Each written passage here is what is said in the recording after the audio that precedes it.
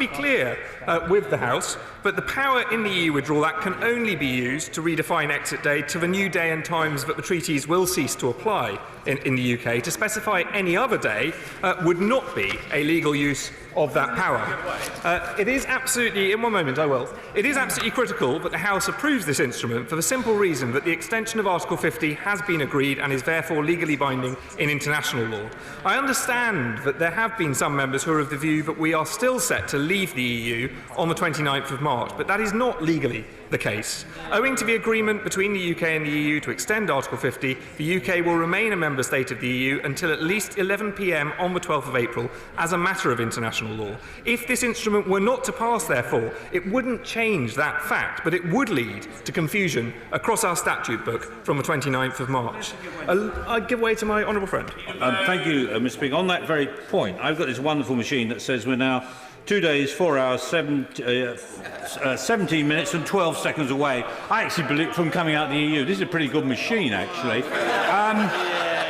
The truth of the matter, Minister, is it not that if we reject this SI tonight, and I hope we do by a big margin, we will have come out in domestic law and we'll be in breach of an international treaty for about 2 weeks. Isn't that the truth? And that's why you need to get this SI through. Minister! I simply do not share my honourable friend's understanding or view of the matter. I respect his point of view, but I'm afraid I think in terms of the legal facts he is not right. A large volume of EU exit legislation preparing the statute book for the moment EU law ceases to apply is due to enter into force automatically on exit day. Without this instrument being in place, there would be a clash in our domestic law whereby contradictory provisions would apply, both EU rules and the new UK rules simultaneously, and in some cases, new UK rules would replace EU rules prematurely. We estimate that tens of thousands of amendments to our domestic legislation will be made in the light of EU exit. These include changes which relate to the sharing of information, reporting requirements placed on businesses and public institutions, and the role of the European Commission in issuing licences and certificates. For example, let us take the amendments relating to the rights of lawyers to practice in the UK. If these regulations come into force on 29th of March, EU lawyers who are not registered European lawyers immediately before exit day are at risk of committing a criminal offence if they continue to provide particular legal services in the UK. Other examples include UK operators being unable to comply with EU emissions trading scheme and having to surrender their emissions allowances early, and the risk that firms stop trading to avoid legal breaches given their uncertainty about when new customs, excise and VAT regimes would kick in. There are examples from across the statute book, but what is clear is that without this instrument, there would be significant confusion and uncertainty for businesses and individuals on the 29th of March. As I have said, happy to give way to my honourable friend.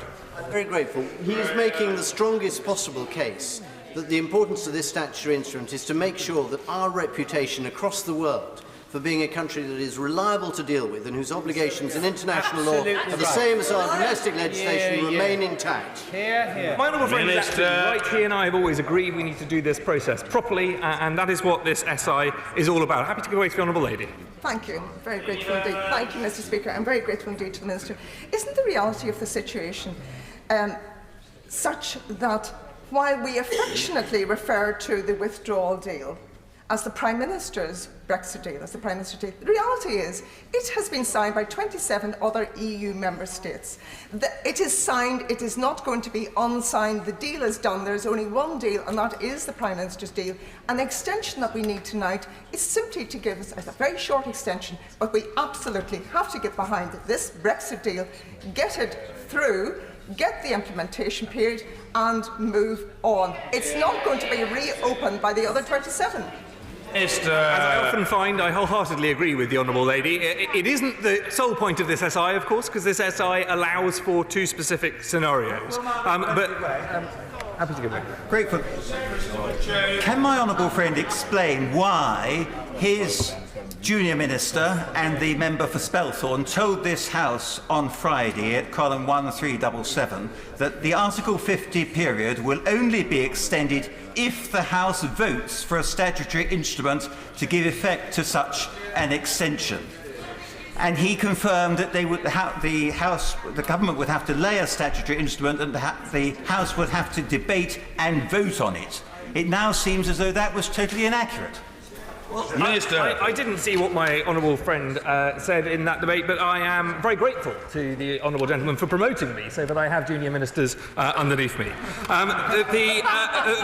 The question before us today is not a matter of whether the extension of Article 50 happens. The issue before us today is a separate question. Does the domestic statute book reflect this extension, without which there could be a confusing and unclear statute book with clashing provisions? If we are to resolve that clash, it is essential that the instrument being debated today is made before the 11 p.m. on the 29th of March, so that it can come into force ahead of that time. This will align exit day in UK law, I will in one moment, with the new day and time on which the EU treaties cease to apply to the United Kingdom in both EU and international law. Very happy to give way to my right honourable friend. I'm grateful to my right honourable friend.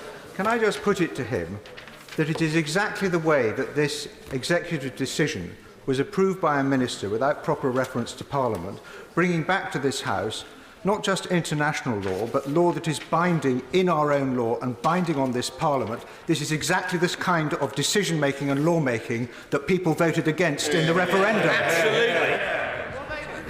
I'd say to my right honourable friend, I think he makes an important point, actually, and I think it's a point on which many of us could agree that this process reflects some of the issues that caused people to vote the way that they did. But I would also say to him that this House did vote for an extension, and it was in respecting the vote of this House that the government sought to negotiate one. But I am acutely aware of the huge amount of work undertaken by members across this House to scrutinise... point of order, Sir Christopher Chope. Mr. Speaker, the Minister made light of my intervention, in which I drew express attention of the House to what had been told to this House on Friday during the course of an urgent question by a Minister of the Crown from my honourable friend's department.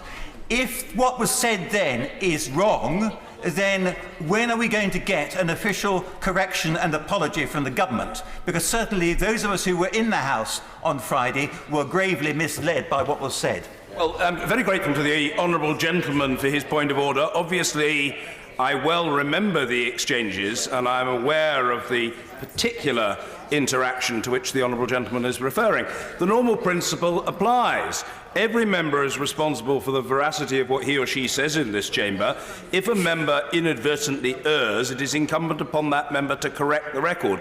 The Minister perfectly reasonably said that he hadn't seen what was said, but I mean, it's not beyond the wit and sagacity of the honourable member for Christchurch to arrange for a copy of the extract from the official report to wing its way to the dispatch box during the course of this consideration, and the Minister might then be in a particular further to respond to the honourable gentleman. Minister. Do you beg the Minister's pardon? Point of order, Angela Eagle. Thank you, Mr. Speaker.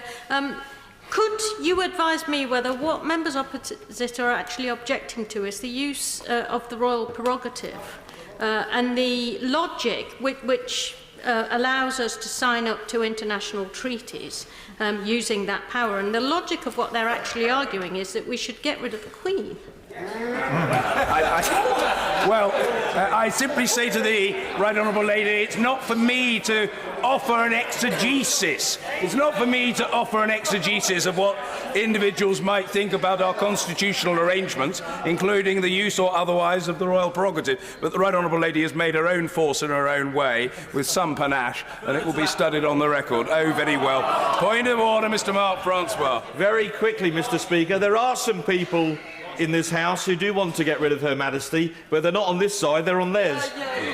Yes, can we... I'm extraordinarily grateful, I'm sure, to the right honourable gentleman, but I wonder if we now might return to the relatively narrow ambit of the statutory instrument. Minister Robin Walker. Speaker, I shall be brief. I am acutely aware of the huge amount of work undertaken by members across this House to scrutinise the near 550 statutory instruments brought forward to prepare for exit and provide legal certainty. If this instrument were not to pass, that work would be undermined by the legal uncertainty created. If, on the other hand, we pass today's instrument, then the only thing that would change across all of those SIs is the moment at which they come into force, aligning with the time of our exit so that they work properly.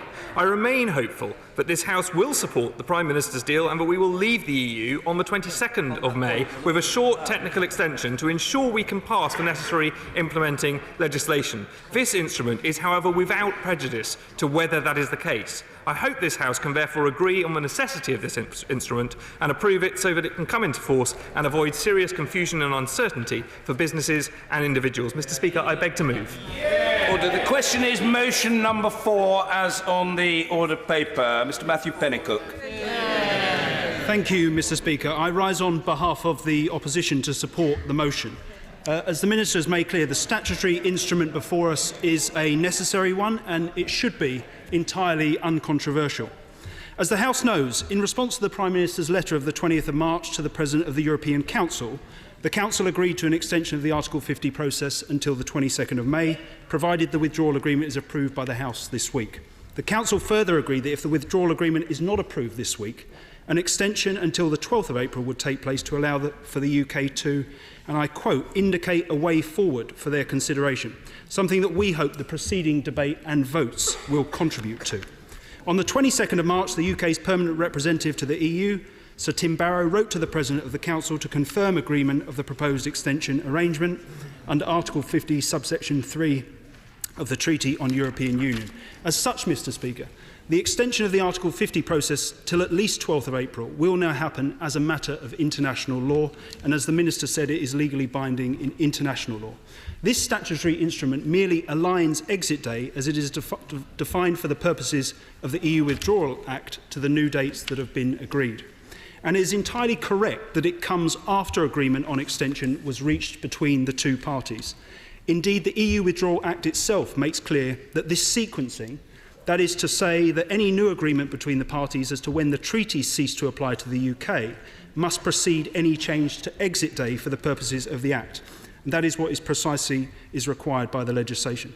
That is because Section 20, subsection 4 of the Act, provides that a Minister of the Crown may, by regulations, amend the definition of exit day to, and I quote, ensure that the day and time specified in the definition are the day and time that the treaties are to cease to apply to the United Kingdom. The operative word, Mr. Speaker, being are, not the day and time the government would be hoping the EU Council would agree to. As such, logically, the Act makes clear that the government could not propose a statutory instrument that would stipulate a date or dates for exit day different to the date on which, as was agreed at the time, the treaties would cease to apply. In short, the power to redefine exit day as set out in the 2018 Act passed by this House only last year only arises if the date has already been changed. Those who... Happy to give way. Thank you, Mr. Does the Shadow Minister agree with me that it refers to a date? Therefore, wouldn't it be more logical for this statutory instrument to have the 12th of April down, and if that date needs to be changed, it should be changed subsequently? I don't understand how we can have two dates in a statutory instrument. I thank the honourable gentleman for raising that point, and he's raised it before in recent days. I think you can do it either way is the short answer. There's the difference of legal opinion as to which creates the least amount of confusion and potential for legal challenge. But the government has decided to do it this way, and we support the SI as a means to do so. In short, Mr. Speaker, I want to get back to the fact that those who take issue with the sequencing or the mere fact that this statutory instrument is before us at all today do so because they are opposed in principle to an extension to the Brexit process beyond Friday the 29th of March, either because presumably they're relaxed about leaving with a deal or positively wish for such an outcome. Happy to give way. I'm grateful for the opposition's support. Isn't the bottom line that we are extending Article 50 via this SI tonight to avoid the damaging no-deal exit that my constituents in Winchester, and I'm sure his constituents, do not want to see? And this House has expressly said on several occasions now, and I predict will again this evening, it does not want to see. Thank the honourable gentleman for that intervention. I agree with him to the extent that we have to do everything possible to avoid a disastrous no-deal exit. This SI does not do that. The extension agreed by the Council in the UK does that. This SI ensures that our domestic legislation aligns with what's already been agreed and doesn't create legal confusion. It's certainly the case, Mr. Speaker, that no one, including those who have no problem with an extension, expected that this government would fail so miserably that an extension of any kind would be required. But it was always a possibility, Mr. Speaker. That is precisely why the EU withdrawal bill, at least in its original form, was drafted to provide for circumstances in which a withdrawal agreement came into force later than the 29th of March following an extension. As the government itself put it at the time in its delegated powers memorandum, and I quote, "Exit day will be dependent on the withdrawal negotiations with the EU." As my right honourable friend, the member for Wallasey, has already commented upon, it was the government's decision to play politics with the issue of exit day for the purposes of our domestic legislation, constraining the flexibility provided for in the original drafting of the bill by putting a fixed date and exit time on the face of it in a vain attempt to curry favour with the hardliners on their own benches. That means we require a statutory instrument in the form that is before us. That said, it remains the case that it is simply not reasonable to question the legitimacy of the government's actions in agreeing to an extension to the Article 50 process, or the fact that this regulation has sequentially followed that agreement. I want to correct him on his account of recent history. In fact, the government agreed to put the date in voluntarily and then were blackmailed by the Remain faction in our party to put flexibility into the date. That's actually what happened.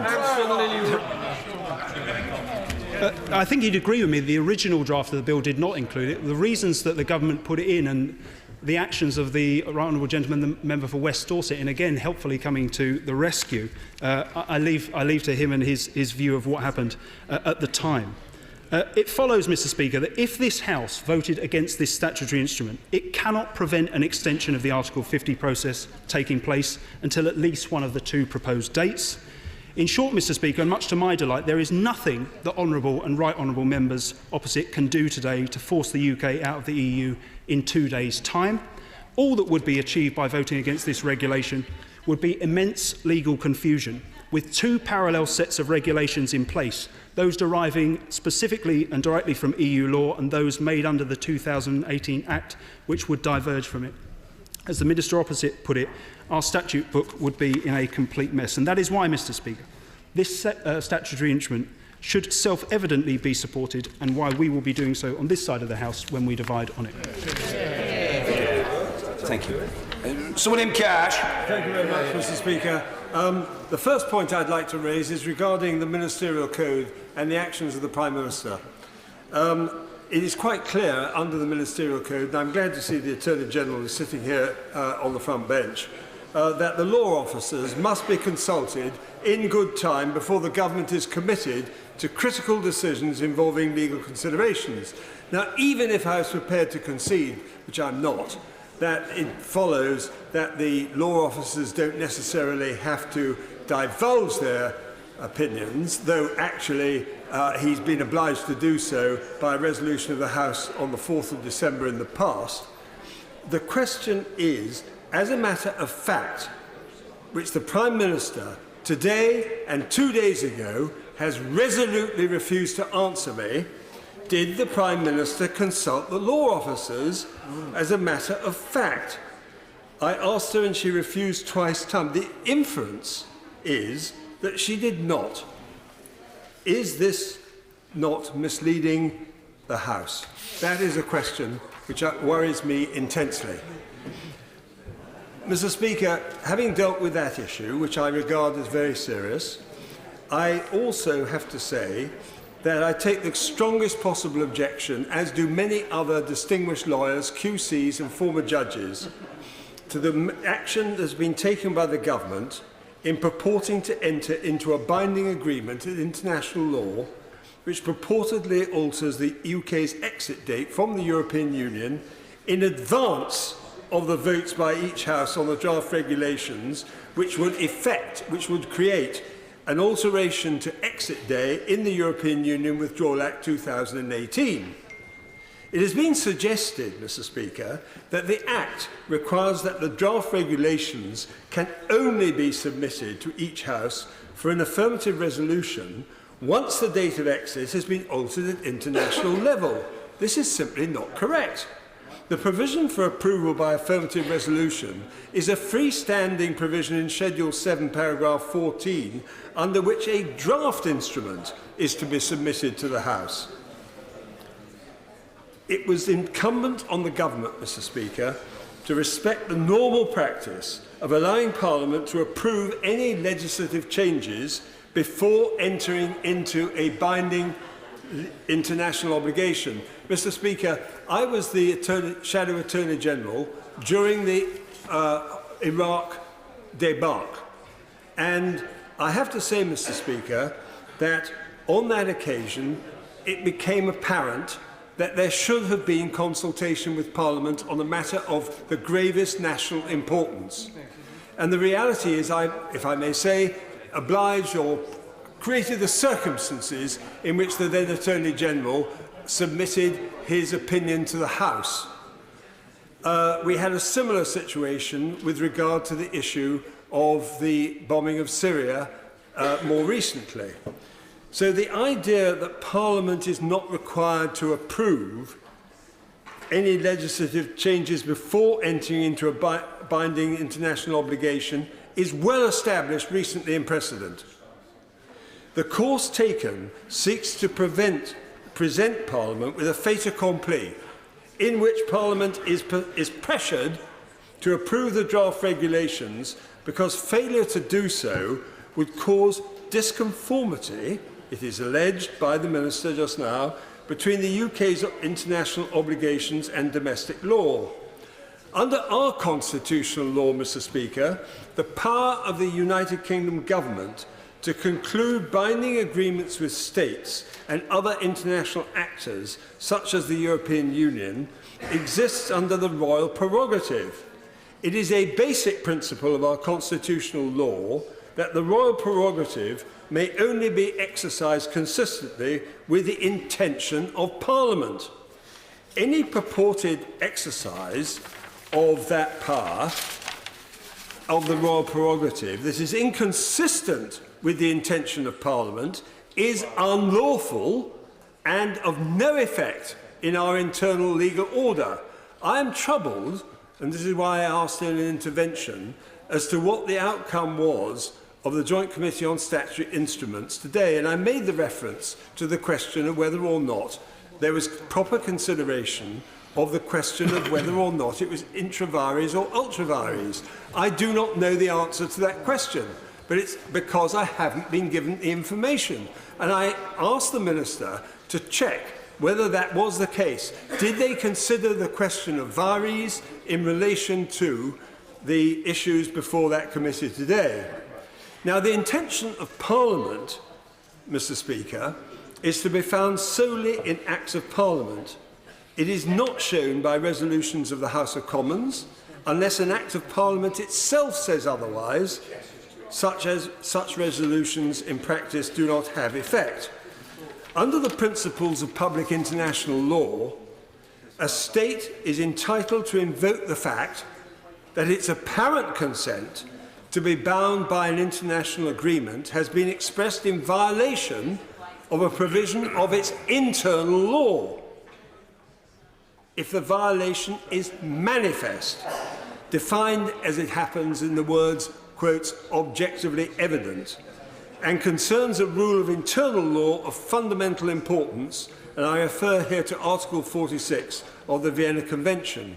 These criteria are clearly satisfied, so that on the face of it there is a manifest violation of our internal constitutional law. It is completely and totally unlawful, and it is absolutely abominable that we should be faced with having to vote on the specious grounds of a so-called uniformity, which the Minister has put forward. I don't blame him personally, because quite frankly, I forgive him. I ask him to forgive me for suggesting that he's taking advice from other persons who are purporting to be learned in the law. But I'm afraid they are entirely wrong.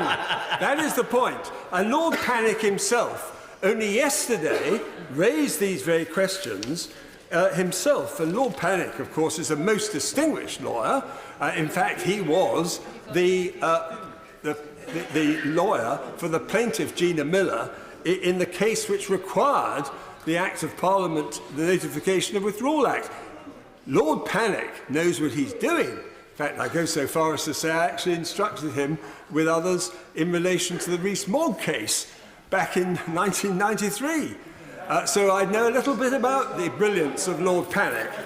Lord Panic says the legal concerns which some lawyers have expressed is that the power to specify the day and time when the treaties have ceased to apply is not satisfied by identifying two possibilities.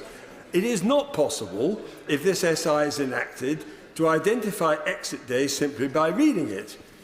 He draws attention to this point, but I think it is worth considering the fact that Lord Panic is not to be taken for granted, and indeed, for that matter, the Lord Panic has raised serious doubts about this matter, Mr. Speaker. I'll certainly give way. But I think the House will be relieved to know that it is to be spared a dilation on the matter of Lord Panic's involvement in the Rees-Mogg case, of which sparing I think I can comfortably be reassured by the honourable gentleman. Very good. Completely, because I don't need to dilate on that question whatsoever. I am simply making the point as a point of reference. Now, Mr. Speaker, with respect to the draft regulations, they contain unlawful sub-delegation. The draft of course, I give way. I thank my honourable friend for giving way. If what he says turns out, in fact, to be the case, what is the consequence if the government did make this decision and it turns out to be the decision was taken unlawfully or out with the scope of this place? They're not the regulations are not binding and they're invalid in law. It's as simple as that. The draft regulation, and it's a serious matter, because this is, let us get back to the question from the point of view of the people listening to this debate outside Parliament. This is not just a question, Mr. Speaker, about a question of process. It is about the fact that as we speak, as I speak at this moment in time, under the provisions of the Withdrawal Act, we are intending to repeal the European Community Act 1972 on exit day, which is the 29th of March. That is the law of the land, subject only to this rather esoteric question about the commencement order, which can be resolved in 30 seconds by a minister coming to the table and saying, I now say that this commencement order is now in force. It's as simple as that. It doesn't require anything more than that. So we are talking about something which goes to the heart of the referendum decision itself, the democratic decision of the British people, which was that they wanted to leave the European Union and that was to be on the 20th. And by the way, just one moment, if I may. The House of Commons voted by 499 to around 120 for the Notification of Withdrawal Act. The House of Commons voted for the Referendum Act and gave to the British people, contrary to the rubbish that I hear all over certain parts of the House, that somehow or other Remainers in Parliament have a right to be able to take back that decision from the people. It was given to them and they decided by 17.4 million that that was their decision. This Parliament has no right to take that decision back from them. Yes. I'm very grateful to my honourable friend, the member for Stone, for giving way. And I never knew that we were going to have such a treat this evening. And so it's a great pleasure, Mr. Speaker, to have the opportunity to ask my honourable friend a question. It so happens that I've got a copy of the European Union Withdrawal Act with me, and it does say in Schedule 7, paragraph 14. Actually, Mr. Speaker, it was completely by chance, because I had no idea that my honourable friend was going to dilate on this matter. But then I heard the member for Brent North saying, first of all, the word deviation, as if this were some sort of BBC panel show, and second, I heard him from a sedentary position saying, I have no idea what my honourable friend from the member for Stone is talking about. It turns out that Schedule 7, paragraph 14 says, very clearly, a statutory instrument containing regulations under Section 24, which, for the benefit of the member for Brent North, is the section of this Act by which exit day is changed, so it's hardly a deviation, may not be made unless a draft of the instrument has been laid before and approved by a resolution of each House of Parliament. So it occurs to me, Mr. Speaker, and I invite my honourable friend to agree with me, that he's doing an enormous service to this House. I'm extremely indebted to my very good and very close friend, and I simply say this, that I'm so glad that he's made that point, because I am simply trying to do what I've always tried to do, which is to get past all the fog and ask the central question, which bears on the issue of the sovereignty of this House in relation to that referendum act which gave the right to the British people, and the 2008 Act to which he refers is the moment in time when we made that decision in this House, and even the member for Rushcliffe voted for the third reading of that Act. So this was a decision that was taken by this Parliament. So forget the fact that these indicative votes which are going on at the moment, which I regard as a parliamentary bag of licorice all sorts, is going through a process at the moment of some kind of obfuscation of the fundamental issues, because the draft regulations published yesterday, or a few days ago, are not in accordance with the 2001-8 Act, since they do not change exit day to a particular date. Instead, they purport to change exit day to 2 different dates, which is the point Lord Pannick referred to, depending on whether the House does or does not pass a resolution which satisfies the European Council decision. The words does not satisfy the European Council decision, Mr. Speaker. I have raised this repeatedly. We have been supplicating the EU. We have given in to the EU. My European Scrutiny Committee last March made a very good report, and we pointed out that we should not accept the terms of reference that have been dictated to us by the European Union. That's where it all went wrong. And it then went wrong when the Withdrawal Act was overtaken by the Chequers Agreement on a pre-planned operation inside Number 10, driven by the Prime Minister and her advisers, the effect of which was to undermine the repeal of the 1972 Act. And I say pre-planned because actually we passed the Act on the 26th of June by royal assent, and within 10 days the Chequers proposals have come forward which morphed into the withdrawal agreement and Article 4, the effect of which is to make us subjugated to the rule-making of the European Union. That is what went on, and it was done deliberately, and it was going on while we were actually passing the Withdrawal Act itself. It was a monstrous, I would describe it as a deceit on the British people. And I would go further and say that in respect of the course taken by the government of seeking to preempt the affirmative resolution, this has definitely contaminated the lawfulness of its actions and has, at a minimum, created serious doubts about the legal situation. And I would draw attention, for those who would be interested, in the views of the retired Lord Justice of Appeal, Sir Richard Akins, who is entirely clear on this question. So I simply say, I wrote a letter to the Prime Minister yesterday. I have not yet had a reply. She has not, in fact, answered my question about the Ministerial Code, which I've asked for twice. And as far as I am concerned, Mr. Speaker, this statutory instrument should be voted down, and I invite the Attorney General to explain whether, as a matter of fact, irrespective of whether he's prepared to disclose his advice, which I think he should publish, whether or not, in fact, the Prime Minister did consult him as required under the Ministerial Code. Indeed. The Honourable Gentleman has concluded his oration. Thank you. Thank you. Tommy Shepherd. Thank you, Mr. Speaker. So it seems we are not to leave the European Union on the 29th of March after all. Let me begin by offering my commiserations to the honourable member from Rayleigh and Wickford and his associates in the European Research Group. I appreciate this must be a difficult time. I fear that commemorative memorabilia may need to be scrapped, the champagne orders may need to be cancelled. Indeed, the bunting will have to be put back in the attic as Freedom Day celebrations are cancelled throughout the land. But it seems to me, Mr. Speaker, that the inconvenience and disappointment of the hard-right faction in this Parliament is a small price to pay in order to see if we can save the country from catastrophe.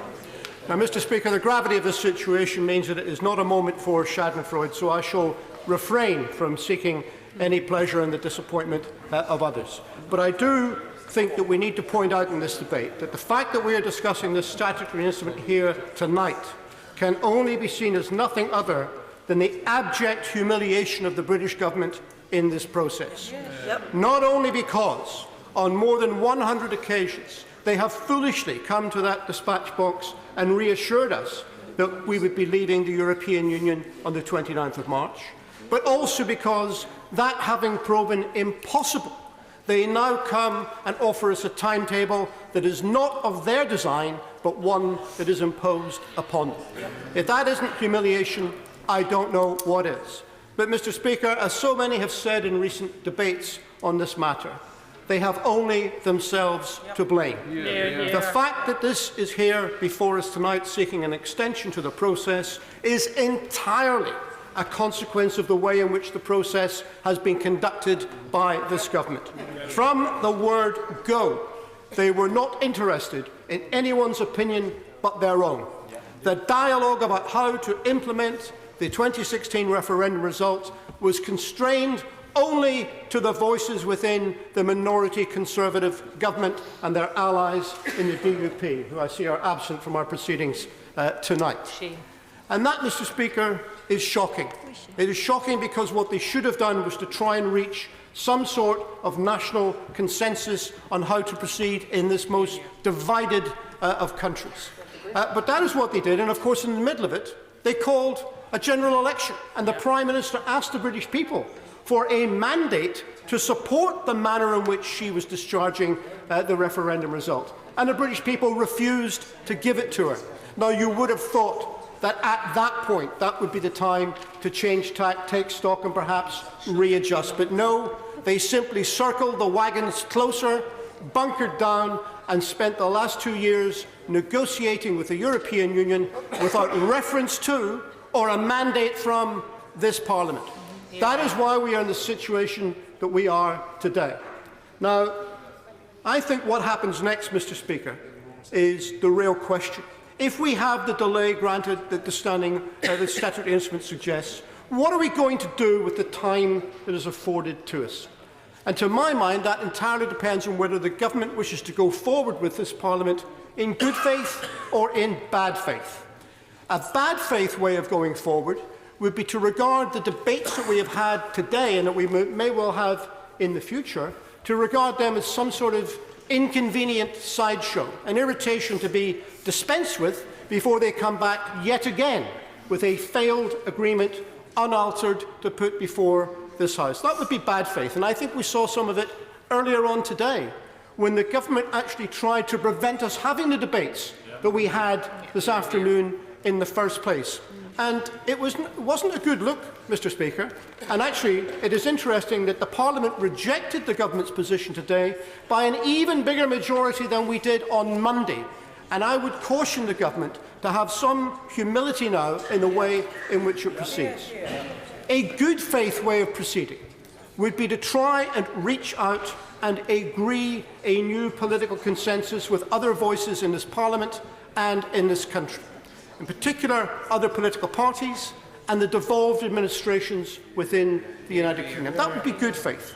Now, it's a little surreal, Mr. Speaker, because we are discussing what to do with the timetable before we actually know the outcome of the votes that we have had earlier on. So I don't know yet what the mood of the Parliament is on the various options put before it.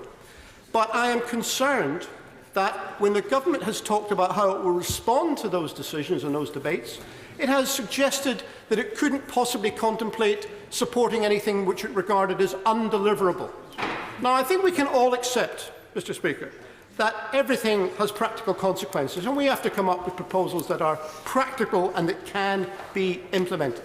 But I rather fear that the use of the word undeliverable in this context is simply meant to mean anything which conflicts with the draft withdrawal agreement they have with the European Union. And if that is the case, then that is another conceit to try and deny the will of this Parliament, because the whole purpose of this exercise is that, having voted down the draft withdrawal agreement by such large majorities, we are genuinely engaged in a process to see if there is a route to a majority by some other means. And it stands... I will happily give way. I thank the honourable member for giving way. Does the honourable member agree with me that the one thing that is genuinely undeliverable would be a no-deal Brexit, because we do not have the mechanisms and the trading mechanisms that would make it possible to deliver a no-deal Brexit and retain the stability of the country? I think that is self-evidently true. But what is deliverable is to go back to the European Union, remove the red lines, and say we seek a new set of discussions with a new objective in mind. And my belief is that the European Union would respond warmly to any such approach in that nature. But I have to say that to those who are concerned now that we are caught into a process where the European Union itself is placing constraints on what we can or cannot do, our salvation is in our own hands, because all we need to do is to revoke the notice that we served under Article 50 of the Act, pause the situation, and then we can take control of the process ourselves, without constraint or qualification or conditions being set by the European Union or anyone else. And it would seem to me that that is a sensible move that the government ought to consider. It was, of course, an unpardonable folly to serve Article 50 in the first place without having the first clue about the direction that it was going to lead to, and which is why I and my colleagues at the time voted against it. Now, Mr. Speaker, doing that will take time, and unfortunately what we have before us tonight can only be regarded as an interim measure, because it doesn't get rid of the cliff edge, it just pushes it a few weeks into the future.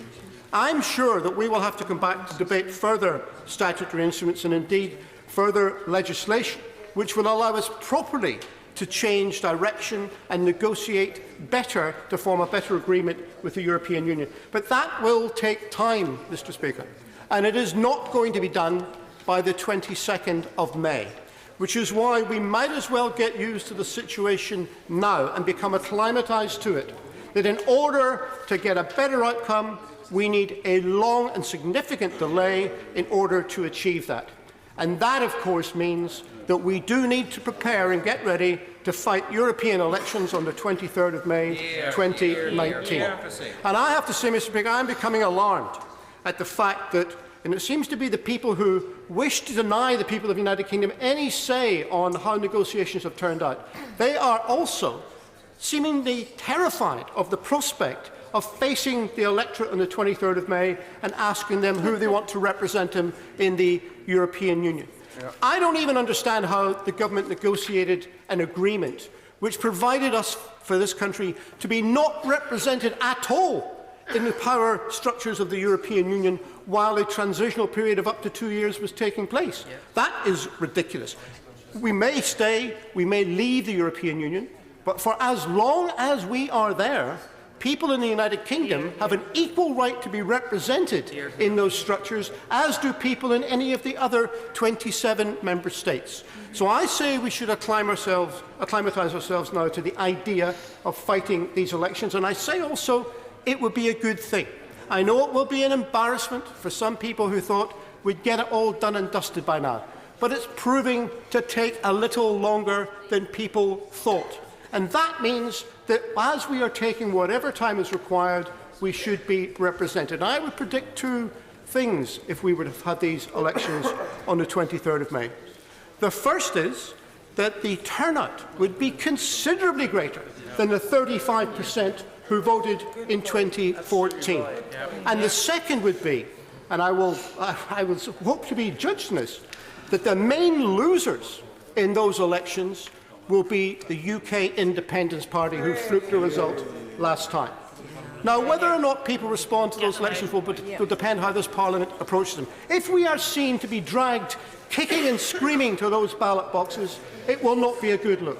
But if we embrace the opportunity for people in this country to have their democratic say, we may, in fact, be able to change the narrative completely on how this matter is being addressed.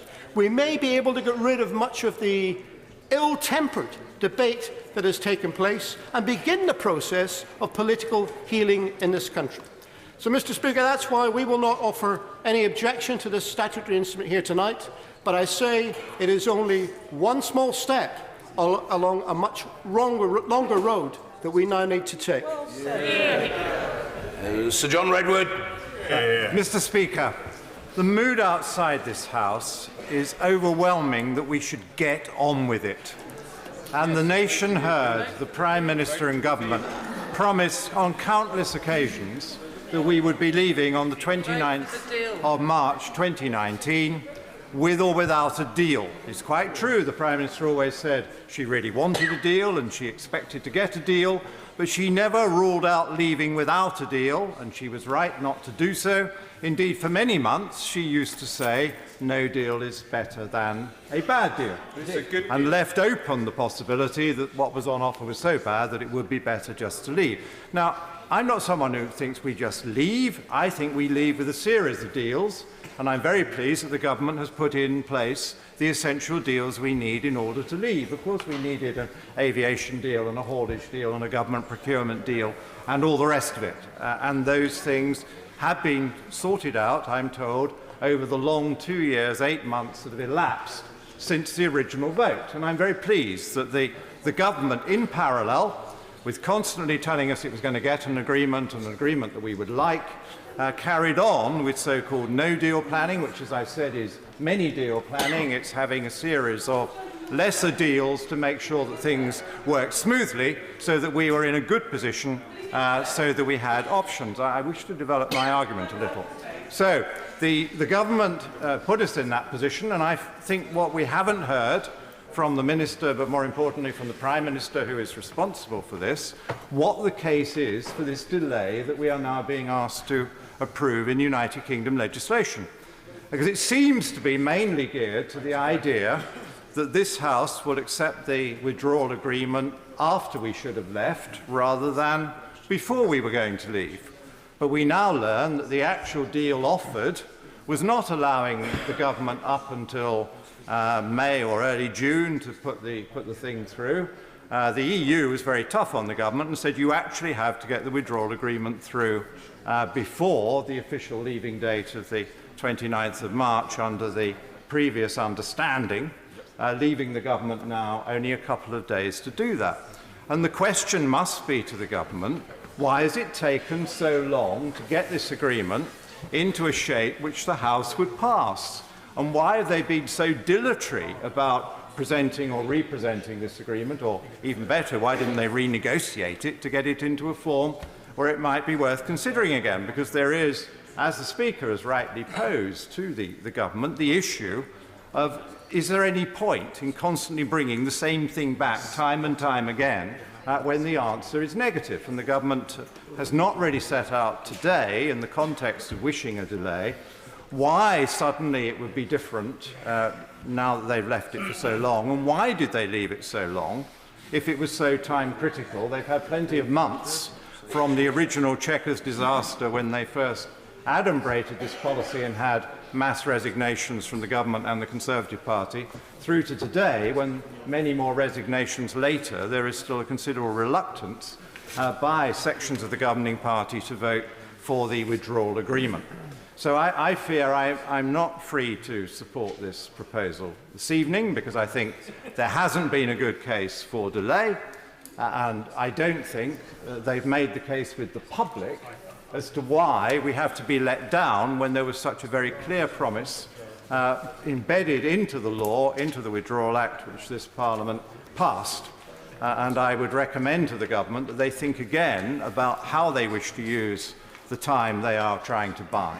I also have a lot of sympathy with my honourable friend from Stone over the crowning irony of the position the government has placed us in, where they are claiming superior European law to do something that the Leave majority in this country does not want them to do, but they're not so sure of their legal ground that they want this House to actually endorse it, because they know otherwise there might be might be legal difficulties. But to do it on the very piece of legislation which is taking back control is just almost unbelievable. This House has rightly decided to back the vote of the British people and by a solemn statute say we are taking back control, and from the day that that comes into effect, all laws and matters relating to government and public business will be settled in this House of Commons and not by the EU. And we're now told that the Prime Minister can have a conversation in an evening meeting around a council meeting in Brussels. She can be pushed off her request and given something completely different from her request, and we're told that trumps anything the UK Parliament does. Well, if you wanted to sum up why 17.4 million people voted the way you did, you couldn't do better than take that example. We do not want this House sidelined or presumed upon. This House should decide when we leave the European Union, and it shouldn't have been settled in that way. Sir Bernard Jack. I do beg the honourable lady's pardon. Angela Regal and then other colleagues. Angela Regal. Fewer than 20 minutes to go. Angela Regal. Thank you, Mr. Speaker. We've seen today elements of the Conservative Party in high dudgeon, or dudgeon, a dudgeon, or maybe they should be in the high dudgeon, but in high dudgeon about the fact that the Minister has brought a statutory instrument before us today to take away the cliff edge that they were relying on plunging this country over in order to get the kind of clean break, catastrophe Brexit that many of them secretly want. And I never thought in this House that I'd sit here and see considerable members of a government party, the party opposite, planning on that basis to cause such damage to our economic prospects and the prospects for prosperity for all of my constituents and everybody else's constituents. It's a period of history that I hoped I would never see.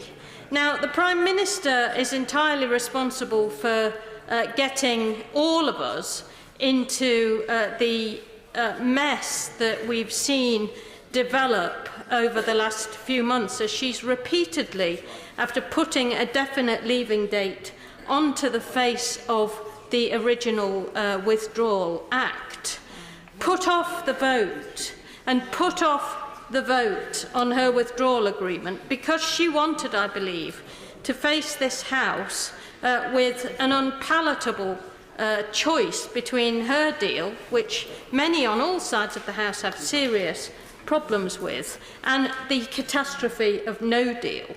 Now, in a modern, mature Parliament, I believe that that kind of process and that kind of choice should never be allowed to face us. And whether we voted leave or remain, whichever side of the argument we were on in 2016, we should not have been put in that position. And it was the date on the face of what is now the Withdrawal Act that allowed the Prime Minister to have the leverage that she somehow thought would work to her advantage.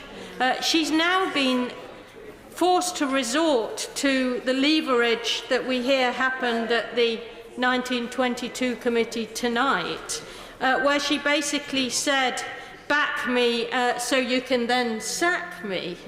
And gave another date, the 22nd of May, for when she would announce her departure. So now we have, whilst the country's future is still in the air and not decided, the horrible, self-regarding spectacle of the next runners and riders in the Conservative Party to take, to see who will inherit the poisoned chalice that the Tory psychodrama of Brexit has injected into the body politic in this country. So I believe that the Minister's SI today is an inevitable consequence of creating a false cliff edge which was put there for blackmail purposes, but which, because there still remain many, many sensible, responsible people on both sides of this House, we have expressed the wish that we will not allow the country to plunge over. And I just want to take this opportunity to say that the Minister is correct to bring the SI, and the Minister is also correct to surmise that this Parliament will not allow the choice to be the catastrophe Brexit of leaving with no deal, and we will not allow this Prime Minister or any future Prime Minister to blackmail this country with those appalling and disrespectful, dangerous tactics. So I support the Minister's SI tonight. I hope that in due course we will be able to perhaps have a much longer delay, start this process again and do it properly with some of the kind of respect that we've seen develop in the indicative votes debate that we've had today, and the cross-party responsible debate that we've seen begin to develop, which we all know should have happened in this country when the Prime Minister crossed the threshold of Downing Street 2 years ago. She's got the process exactly the wrong way round. There's been permanent damage done to our economy, our prospects, our prosperity, and more than anything else, our reputation in the world, because this Prime Minister has got this so disastrously wrong. And I hope that whoever is her successor, they will not take this place as a place that can be blackmailed like she has, and that they will not play Russian roulette with the prosperity and the future of this country. Anyone who decides that that is a reasonable way to behave does not deserve the honour of being our Prime Minister. Sir Bernard Jenkins. Mr. Speaker, I thought the Right Honourable Lady gave the game away when, amid all her hyperbole and rhetoric, she betrayed her desire for a much longer delay. That is what the Remain majority in this House really want. And I was rather shocked to hear the Honourable Member for Greenwich and Woolwich say that this measure should be entirely uncontroversial. He might not have been listening, but certainly millions of our voters have been listening, and they were expecting to leave the EU on the 29th of March, and this debate for them comes as a very great disappointment, because this order cancels exit day for the 29th of March. And the way the Council decision was agreed is exactly why people voted to leave the EU, as my Right Honourable friend for Wokingham set out. History will mark this day as the moment that this House decided to start to turn against the decision to leave the EU and against the mandate upon which most MPs in this House were elected. So far, oh yeah, there are exceptions. I'm talking about the 85% of MPs votes that were cast for pro-Brexit parties. And so far, the EU's withdrawal agreement has been rejected for good reason, not least because it is so far from taking back control. One point I agree with the Honourable Member for Edinburgh East over our laws, borders and trade.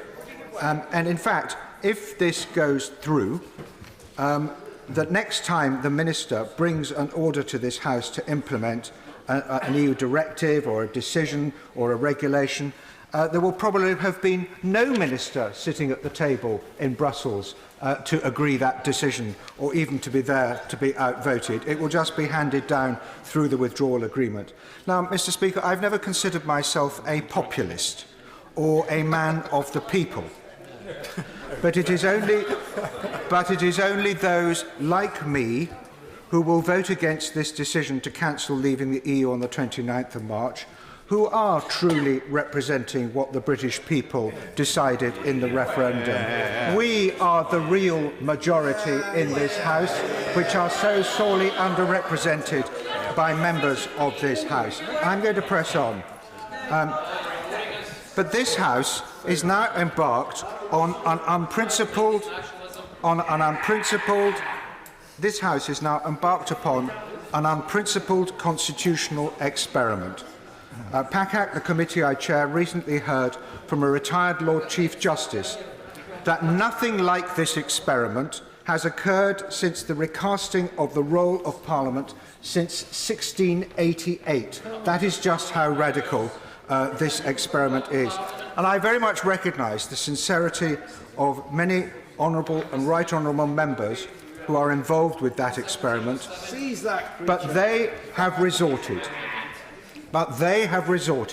to the most questionable constitutional methods which leave no government or anyone else accountable for what is being decided. Who will the voters now hold to account for the outcome of the Brexit question? Moreover, this process has been supported by those either embarking upon embellishing the discredited withdrawal agreement with even greater restrictions on our right of national democratic self-determination, or seeking to disrupt or stop Brexit altogether, in defiance of the election promises upon which most of us were elected.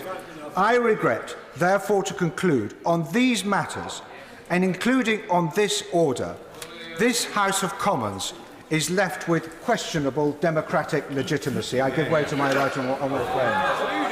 I absolutely endorse what my honourable friend has said, and to remind those members, including those on our own side, that they voted consistently for the Acts of Parliament to give effect to all the enactments, including the Withdrawal Act, and that to pursue these objectives is effectively to reverse their decisions on absolutely specious and unacceptable grounds.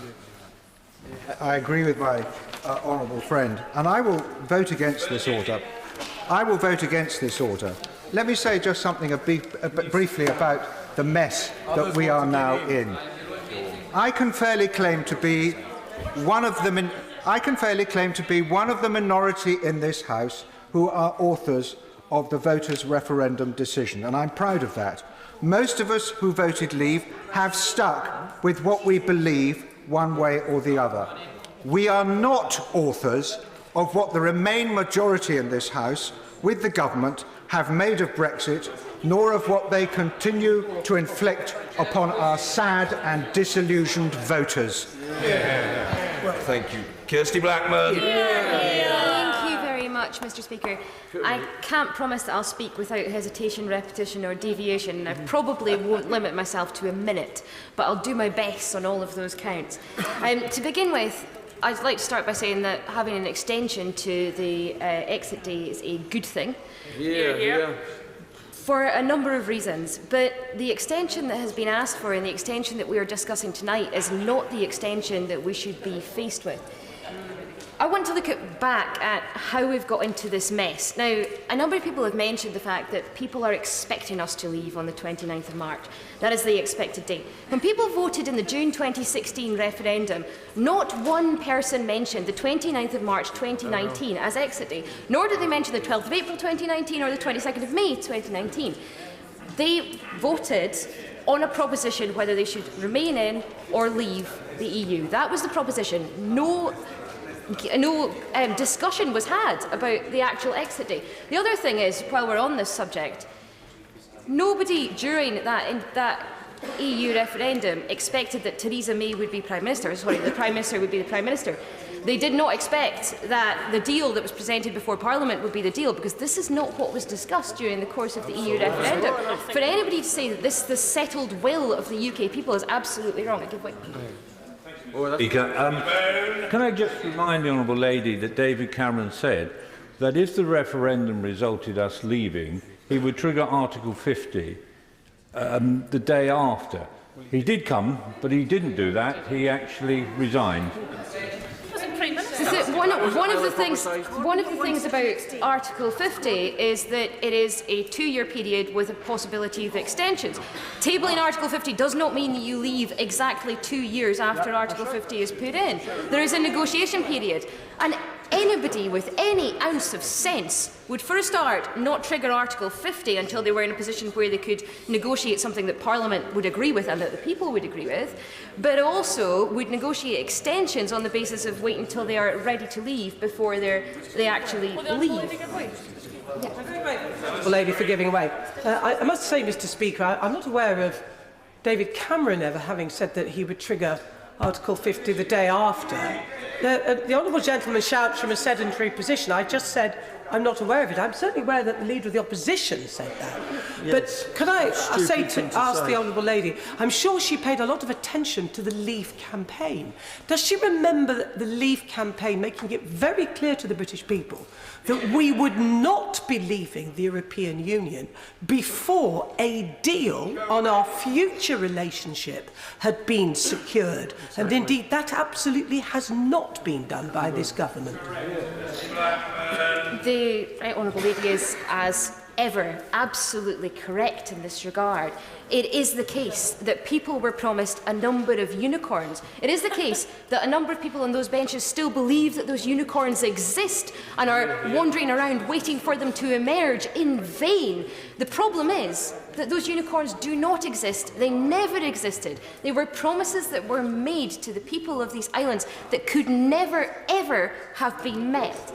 I want to discuss the red lines that have been presented along this way.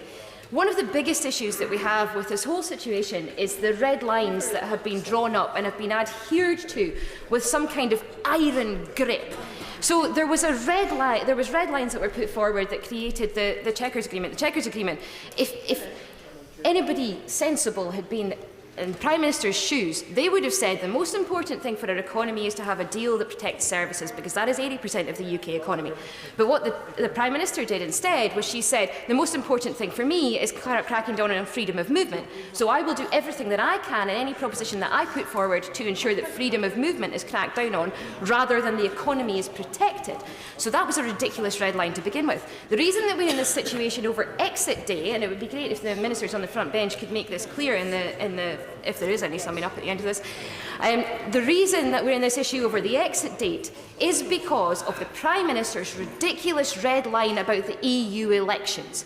It is absolutely ridiculous that it should be laid down that we refuse to take part in the EU elections. We are ready and willing and able to take part in these EU elections, and I think we would do rather well in those elections, in fact. And I agree with my honourable friend from Edinburgh East that actually UKIP would see a number of votes reduced and a number of seats reduced.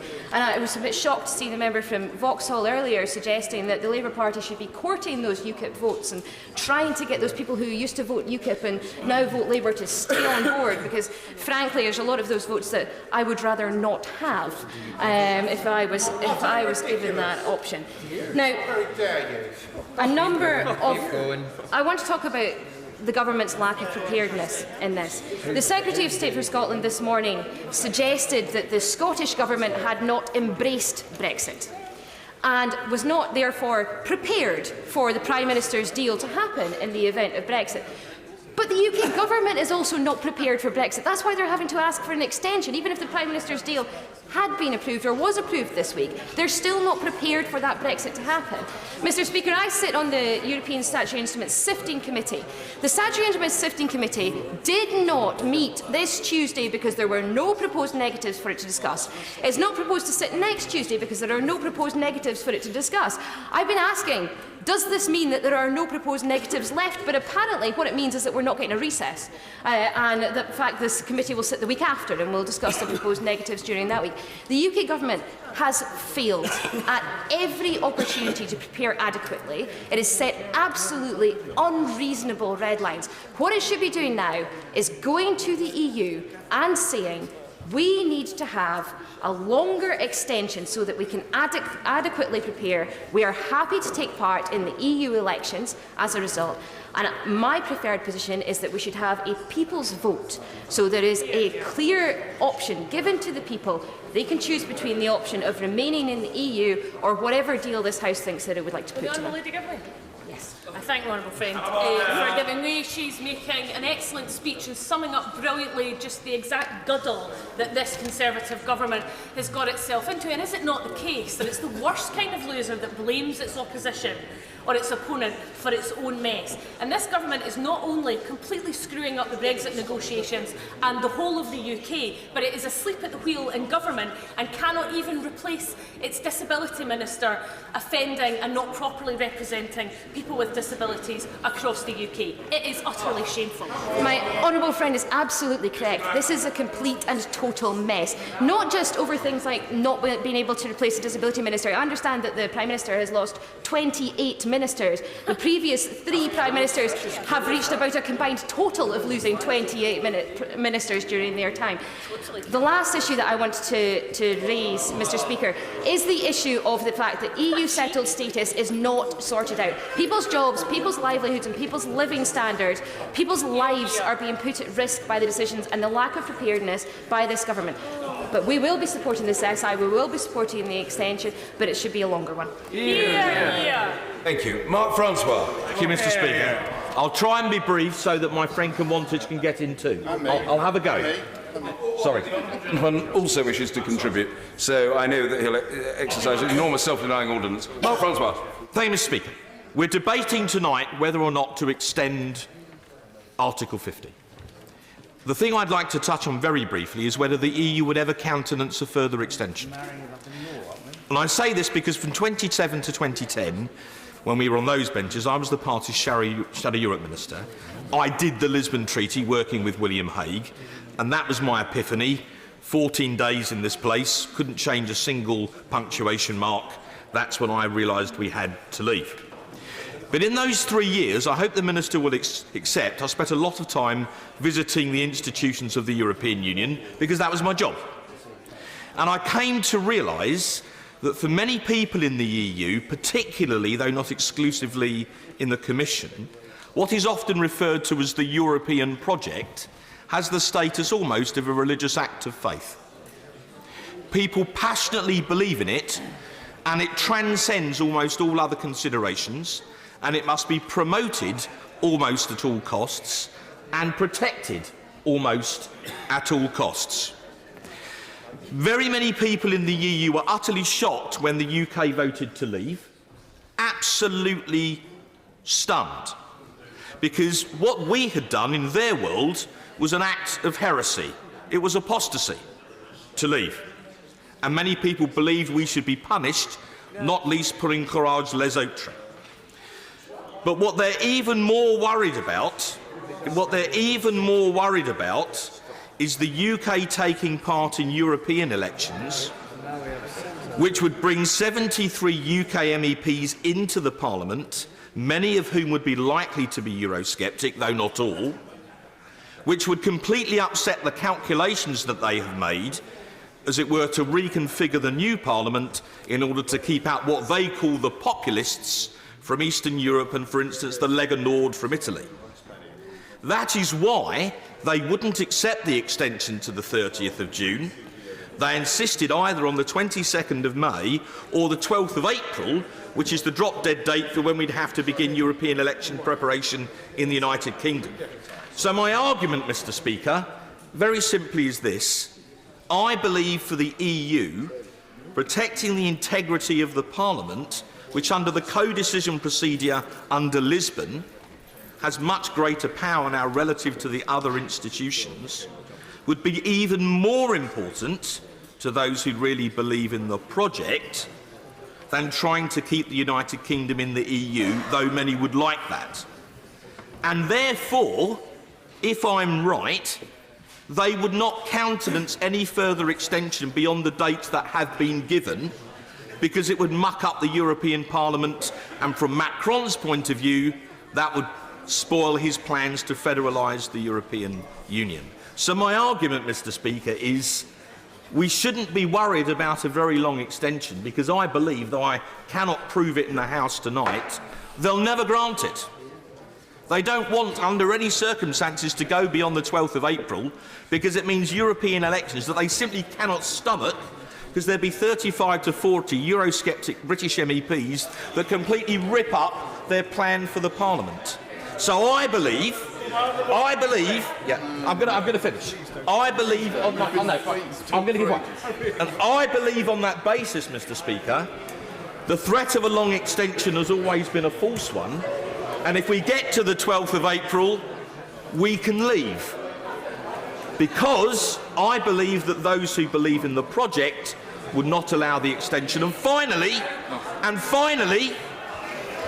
the government spent £9 million sending a document to every household in this country before the referendum saying this is a once-in-a-generation decision, this is your decision, and we will implement what you decide. If the people in this House overturn that decision, the people will be extremely angry. Don't say you weren't warned. Is the Right Honourable Gentleman giving way, or has he completed his speech? He's finished. Yeah, well, very good of him to guide me, but in fact I was going to call Mr. Double and then Mr. Vasey. But no, both of you. Oh, but you can divide it between you. Speaker. Thank you, Mr. Speaker. There have been many very good speeches made this evening about the validity of this instrument that we are being asked to vote on tonight. But what I want to talk about very briefly is what I believe what is taking place here tonight looks like to the British people, particularly the 17.4 million people who voted to leave the EU. Because many of the British people have put their trust in this place when we have told them that we will be leaving the EU on the 29th of March in just 2 days' time.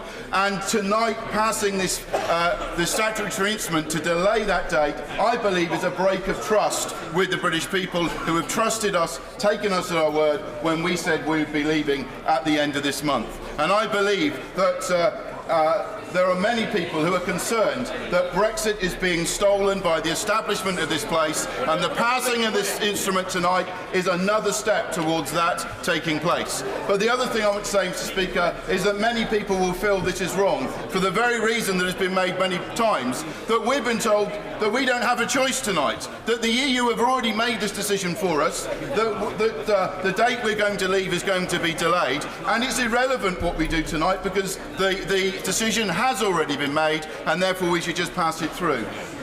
If we wanted an example of why many of the 17.4 million people voted to leave, that is it. It is that this House, any pretence that this House has sovereignty over our own rules. We can't even decide for ourselves the date we're going to leave. We've been told by the EU. We couldn't even get the date that we wanted, that they negotiated away. And therefore, tonight, Mr. Speaker, I will be keeping trust with the word we gave the British people when we said we'd be leaving on the 29th of March, and I will not be supporting the statutory instrument tonight. Edward Vasey.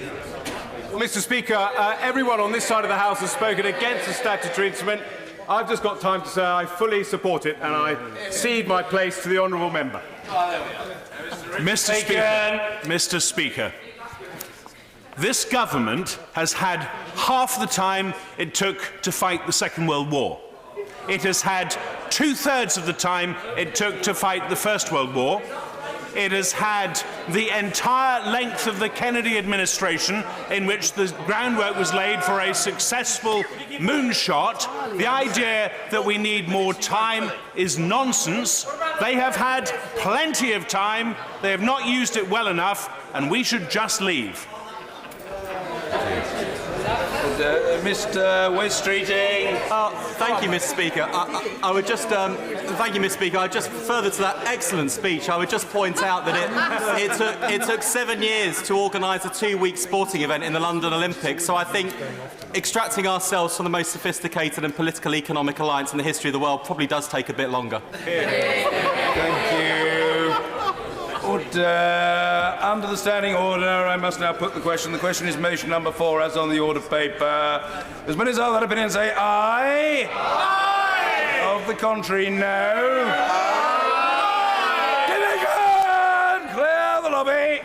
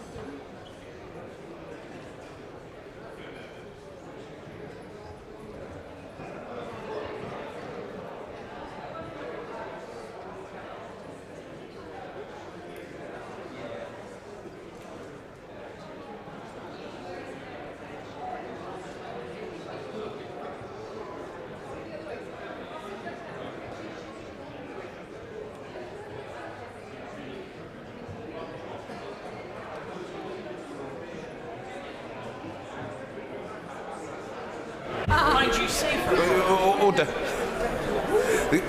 Order. The question is motion number 4 as on the order paper. As members are there, opinion say aye. Aye. Of the contrary, no. Tell us for the ayes, Mike Freer and Joe Churchill. Tell us for the noes, Mr. Peter Bone and Mr. Philip Hollowbone.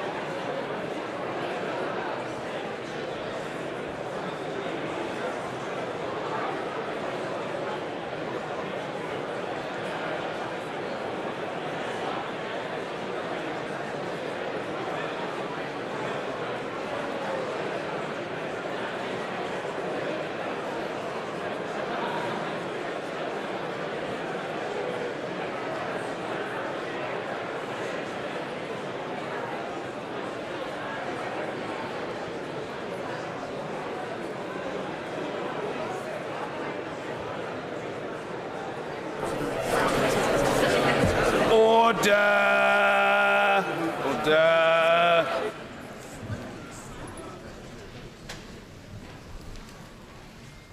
The ayes to the right, 441. The noes to the left, 105.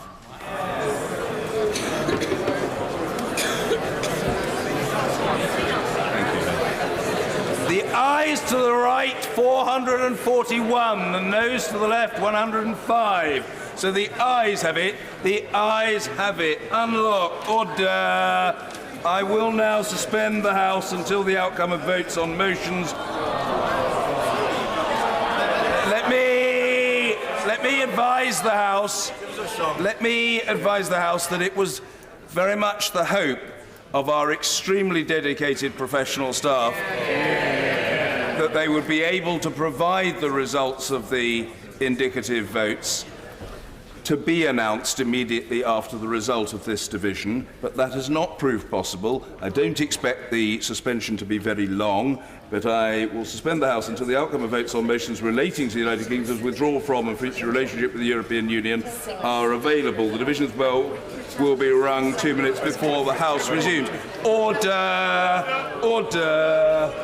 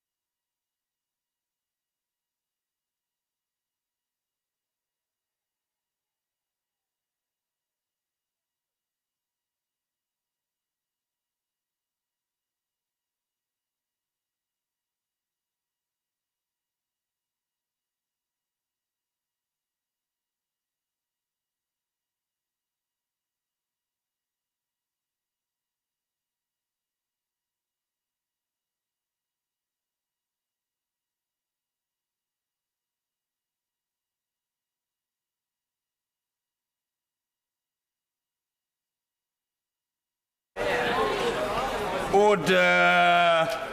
Order.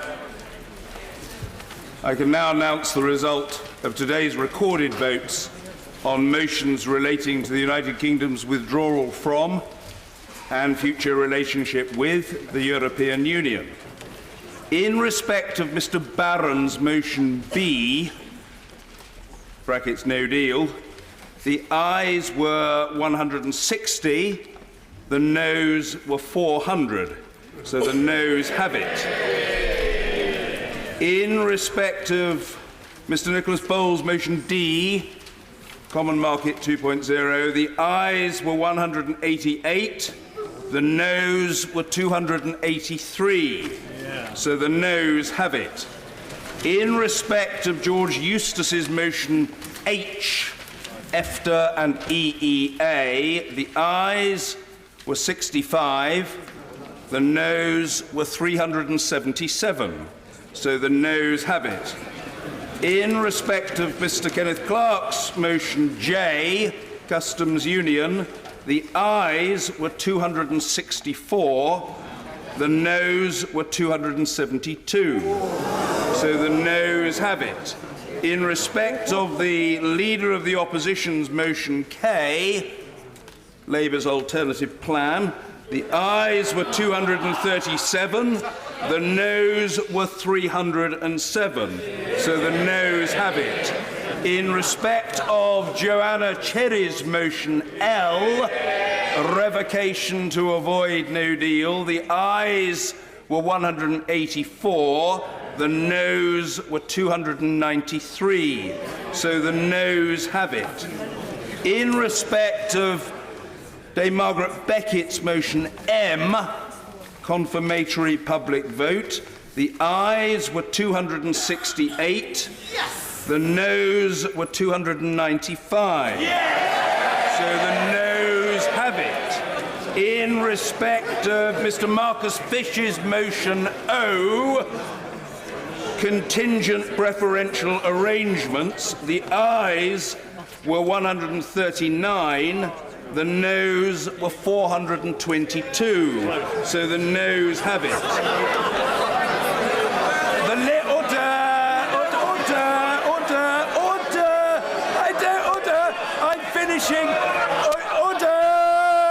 I'm finishing my statement. I don't require any help from the government chief whip.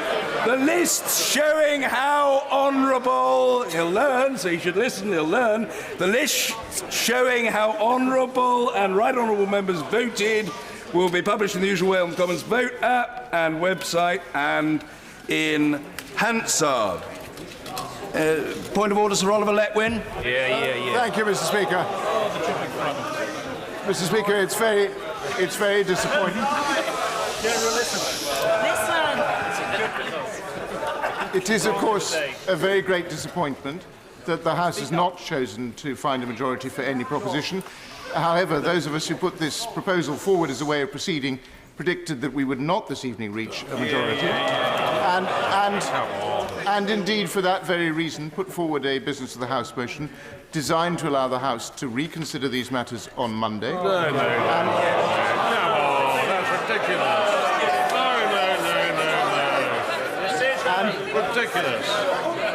No, perhaps colleagues would do the right honourable gentleman the courtesy. Yes, I say to the right honourable gentleman, the member for Derbyshire Dales, I'm not asking him, I'm telling him that the right honourable gentleman will be done the courtesy of being heard. That is the beginning and the end of the matter.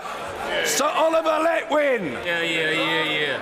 Thank you, Mr. Speaker. And if on Monday the House is able to reach a majority view, I think that would be in the interests of our constituents and of the country. Waste of time. Ridiculous waste of time. Crazy. But I personally continue to harbour the hope that my honourable and right honourable colleagues will see fit to vote in favour of a government motion between now and close of play on Friday, which would obviate the necessity for a further set of votes on Monday. Thank you. Yes, the Secretary of State for exiting the European Union. Point of order, Mr. Dunbar. Further to the point of order from the member for West Dorset, the House has today considered a wide variety of options as a way forward, and it demonstrates that there are no easy options here. There is no simple way forward. The deal the government has negotiated is a compromise, both with the EU and with members across this House. That is the nature of complex negotiations. The results of the process this House has gone through today strengthens our view that the deal the government has negotiated is the best option.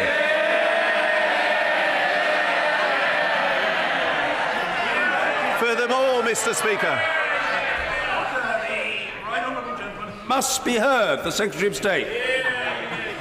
Furthermore, Mr. Speaker, although this was not a significant feature of today's debate, any deal must include a withdrawal agreement.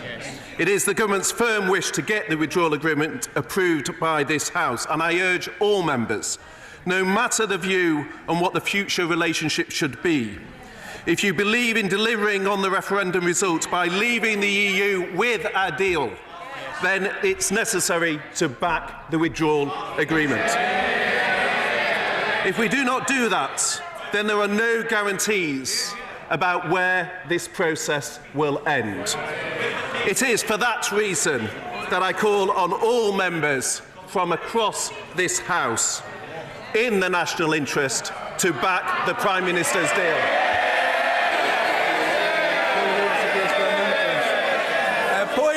A point of order, Mr. Ian Blackford.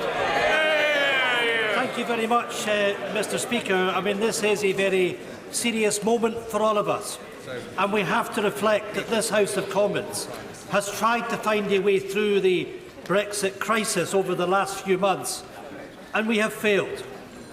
And we need to reflect on the fact that when the government talks about bringing their deal back, that on 2 occasions the government got 202 and 242 votes. That deal should be dead, and indeed the People's Vote got 268 votes tonight. I know we didn't win, but we got more votes for the People's Vote than the government did for its proposition. Mr. Speaker, I think it is becoming increasingly clear that this House cannot find a way forward. This government, this Prime Minister, has failed to provide leadership. The only thing we should now be doing is going back to the people of the United Kingdom in a general election to end this impasse. I'm grateful to the right honourable gentleman. Point of order, Sir Patrick McLaughlin.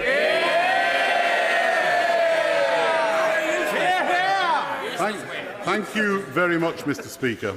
Can you confirm that if we follow on from your ruling earlier on today, none of these other questions can be put again? The particular process that has been set in train as a consequence of the business of the House motion is a discrete process. It is the first time it has been conducted. It was approved by the House, and therefore my understanding... No, I'm not debating the issue with the right honourable gentleman. He has more or less courteously raised the point of order with me, and I am responding to it. I'm not going to conduct a debate with the right honourable gentleman. My understanding of the situation does not entirely cohere with his, and I have explained that I think that the motion passed by the House expressed support for a 2-stage process, and I will, for the time being, leave it there. And I'm extraordinarily grateful to him. No, as I've just said, I'm not debating it with him. Point of order, Anna Soubry. Point of order, Anna Soubry.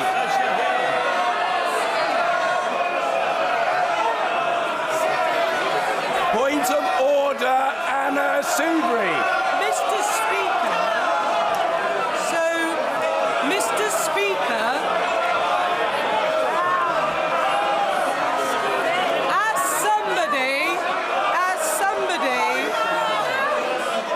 somebody who has been called by the Speaker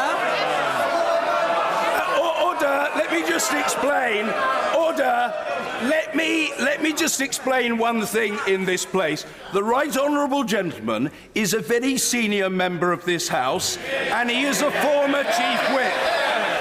He is not the Speaker of this House, and it's not for the right honourable gentleman to presume the order in which matters are considered, and I trust that he won't suppose that it is for him to do so. Let me say very gently to the right honourable gentleman, I treat him with respect. I'm not intimidated by the right honourable gentleman, and I'm absolutely sure he wouldn't seek to intimidate me. I am taking a point of order from the right honourable lady, and frankly, that's the situation. Point of order, Anna Soubry. I've been called. Mr. Speaker, the country is watching this. And I gently say to the honourable gentleman, I can shout as loudly as anybody, but let's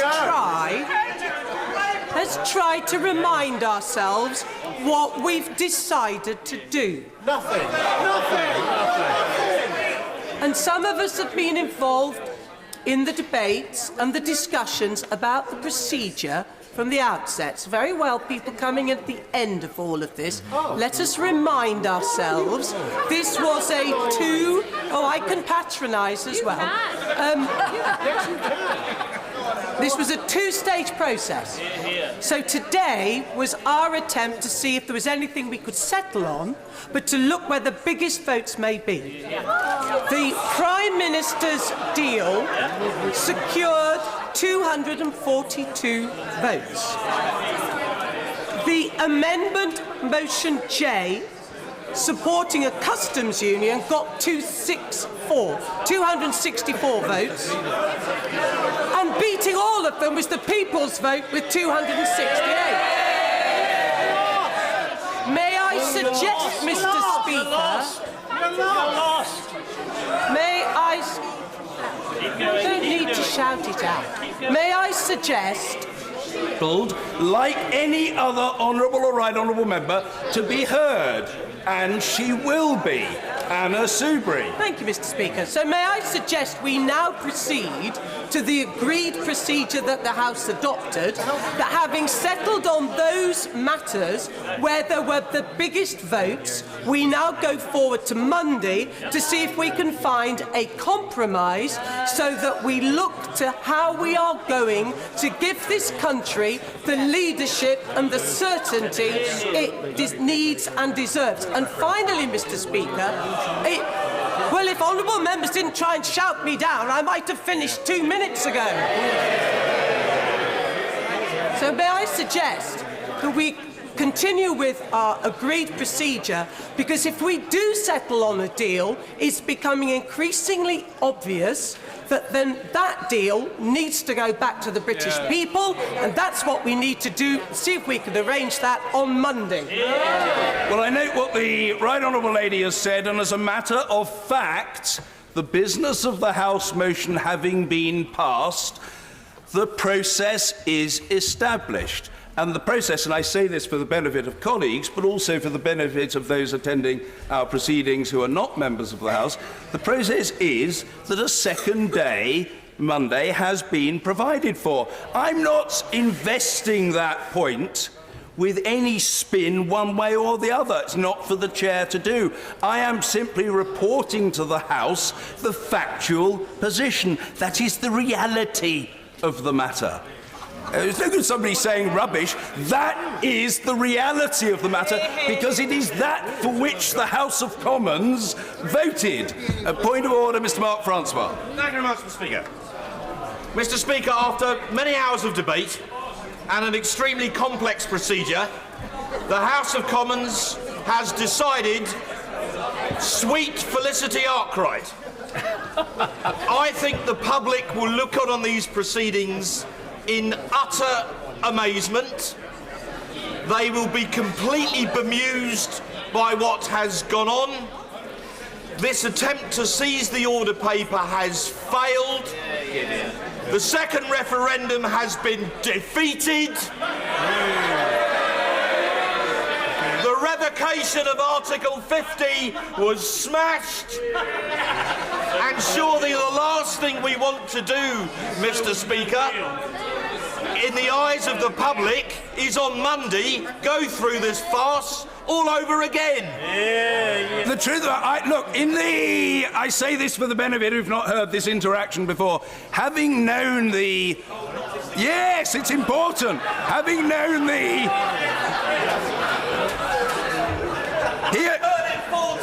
Yes, he has and I have, but others haven't.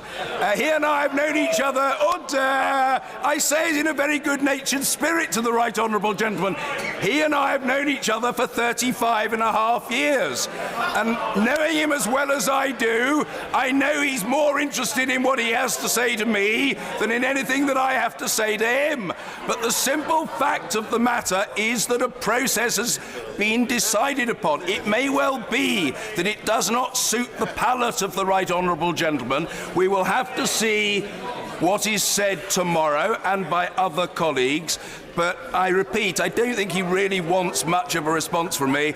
I respect the right honourable gentleman greatly, as he knows. I've heard what he said, the House has heard what he said, and I now want to hear what the right honourable... Oh, just wait a moment, Patience. I don't mean any unkindness to honourable members, but actually I think at this point I will hear from a former leader of the House of enormous experience and who had a motion before us today. Point of order, Dame Margaret Beckett.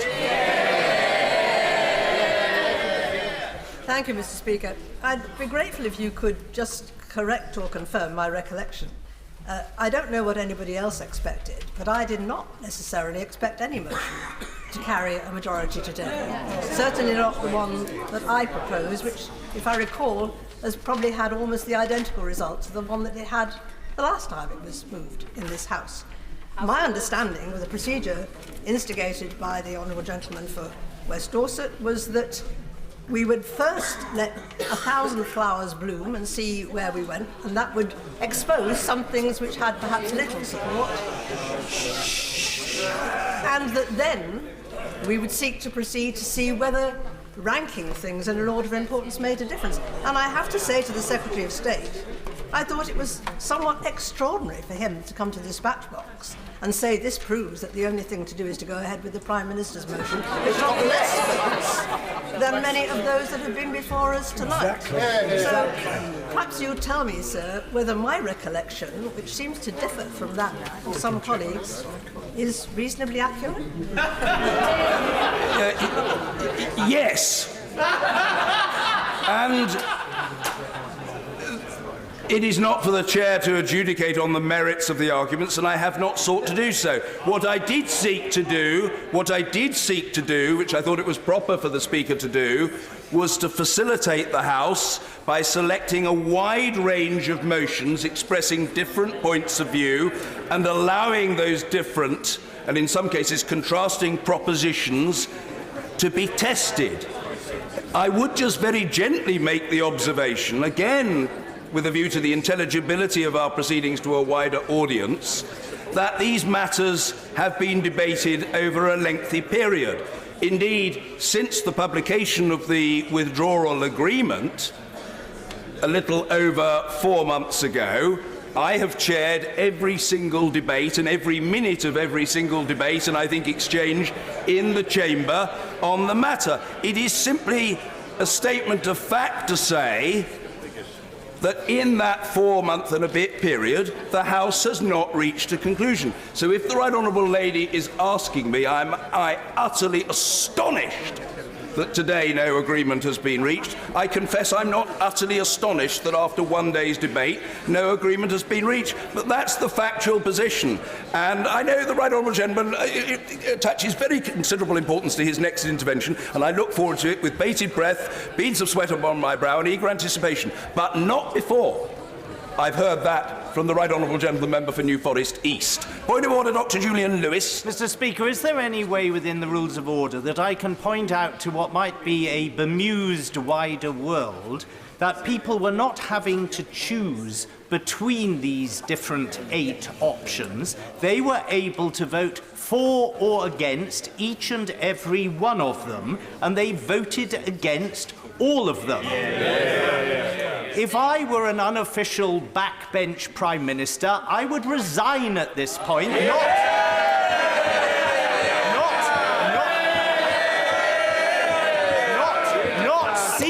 not seek to repeat such an exercise in abject failure. Well, as it happens, I've known the Right Honourable Gentleman Member for New Forest East for precisely the same length of time, virtually to the day, that I've known the Right Honourable Gentleman, the Member for Rayleigh and Wickford. And the mental acuity of the Right Honourable Gentleman for New Forest East never ceases to strike me. However, I just very gently say, in relation to his proposition about being Prime Minister, backbench Prime Minister for the day, I'm not arguing with him, but I'm simply saying that in his case, the proposition is an academic one. The point, yes, I'm coming to, oh, very well, I'll indulge the Right Honourable Gentleman. Point of order, Sir Patrick McLaughlin. Well, thank you, Mr. Speaker, because you interpreted my earlier attempt of a point of order to argue with you. I was not attempting to argue with you. I was seeking to get a point of clarification. Because the clarification is this. I do find that these points of order that we've just had, I do find the most amazing thing is nothing has been said from the opposition front bench.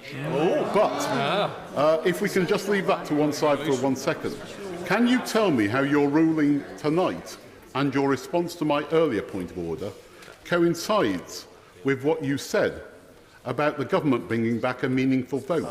Because I think there was an inconsistency in your ruling, and I'd be quite interested to hear what the view was behind that. I don't wish to disappoint the Right Honourable Gentleman, but I've made the point once, and I thought I made it clearly, and I think that, yes, I think I made it very clearly, and I think the Right Honourable Gentleman disagrees with it, but my position, the point that I was making, is this.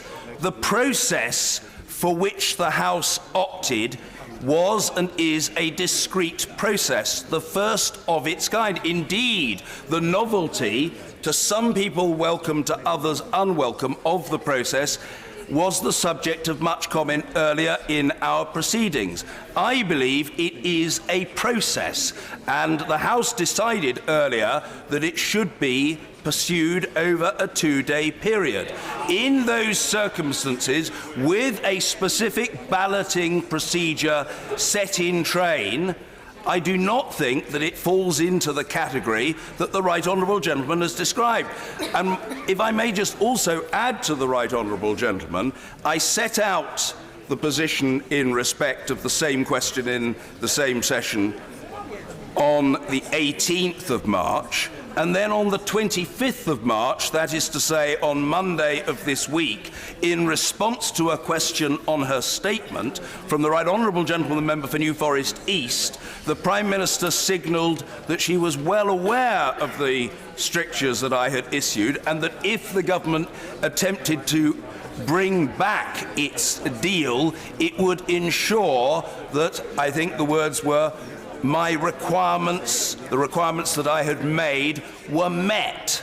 So it was obviously in the Prime Minister's mind that there was a test that needed to be met, and I reiterated earlier this afternoon that test of change. And I don't honestly think it can usefully be argued further tonight, but no doubt there will be discussions in days to come, and we shall have to see what emerges. And I hope that that, at least in part, satisfies the Right Honourable Gentleman. He's not easily satisfied, but I hope it at least in part satisfies the Right Honourable Gentleman for tonight.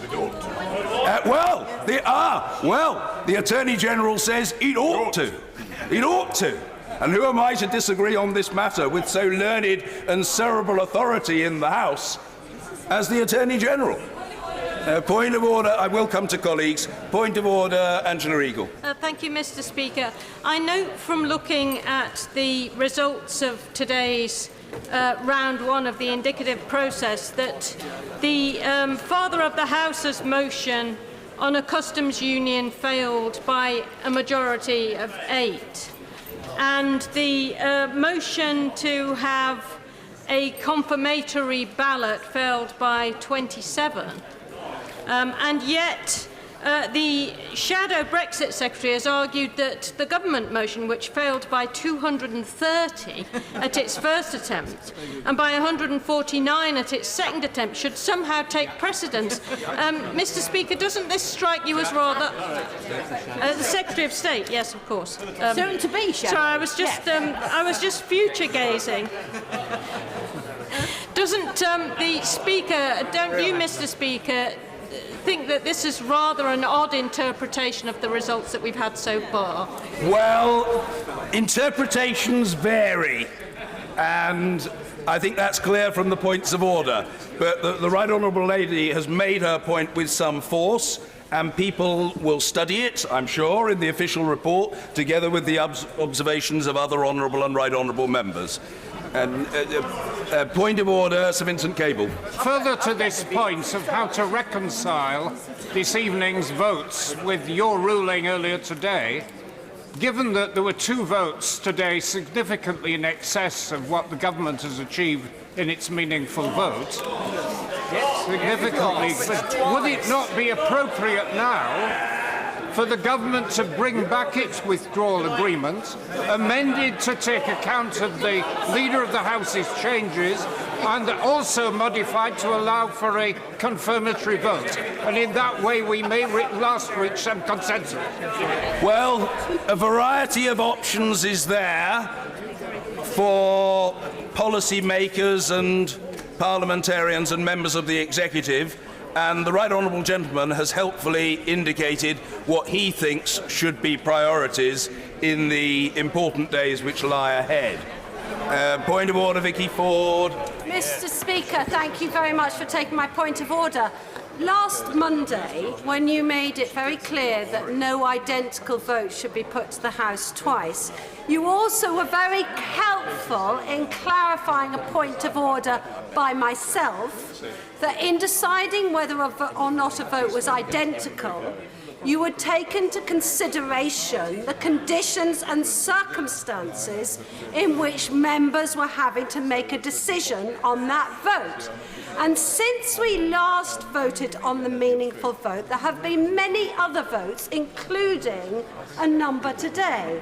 And many of my colleagues have indicated both privately and publicly that the conditions and circumstances therefore mean that they wish to change their minds. Not least the member for South East Cornwall, who's getting married on Saturday and has just told colleagues that she would like to support another vote on the withdrawal agreement.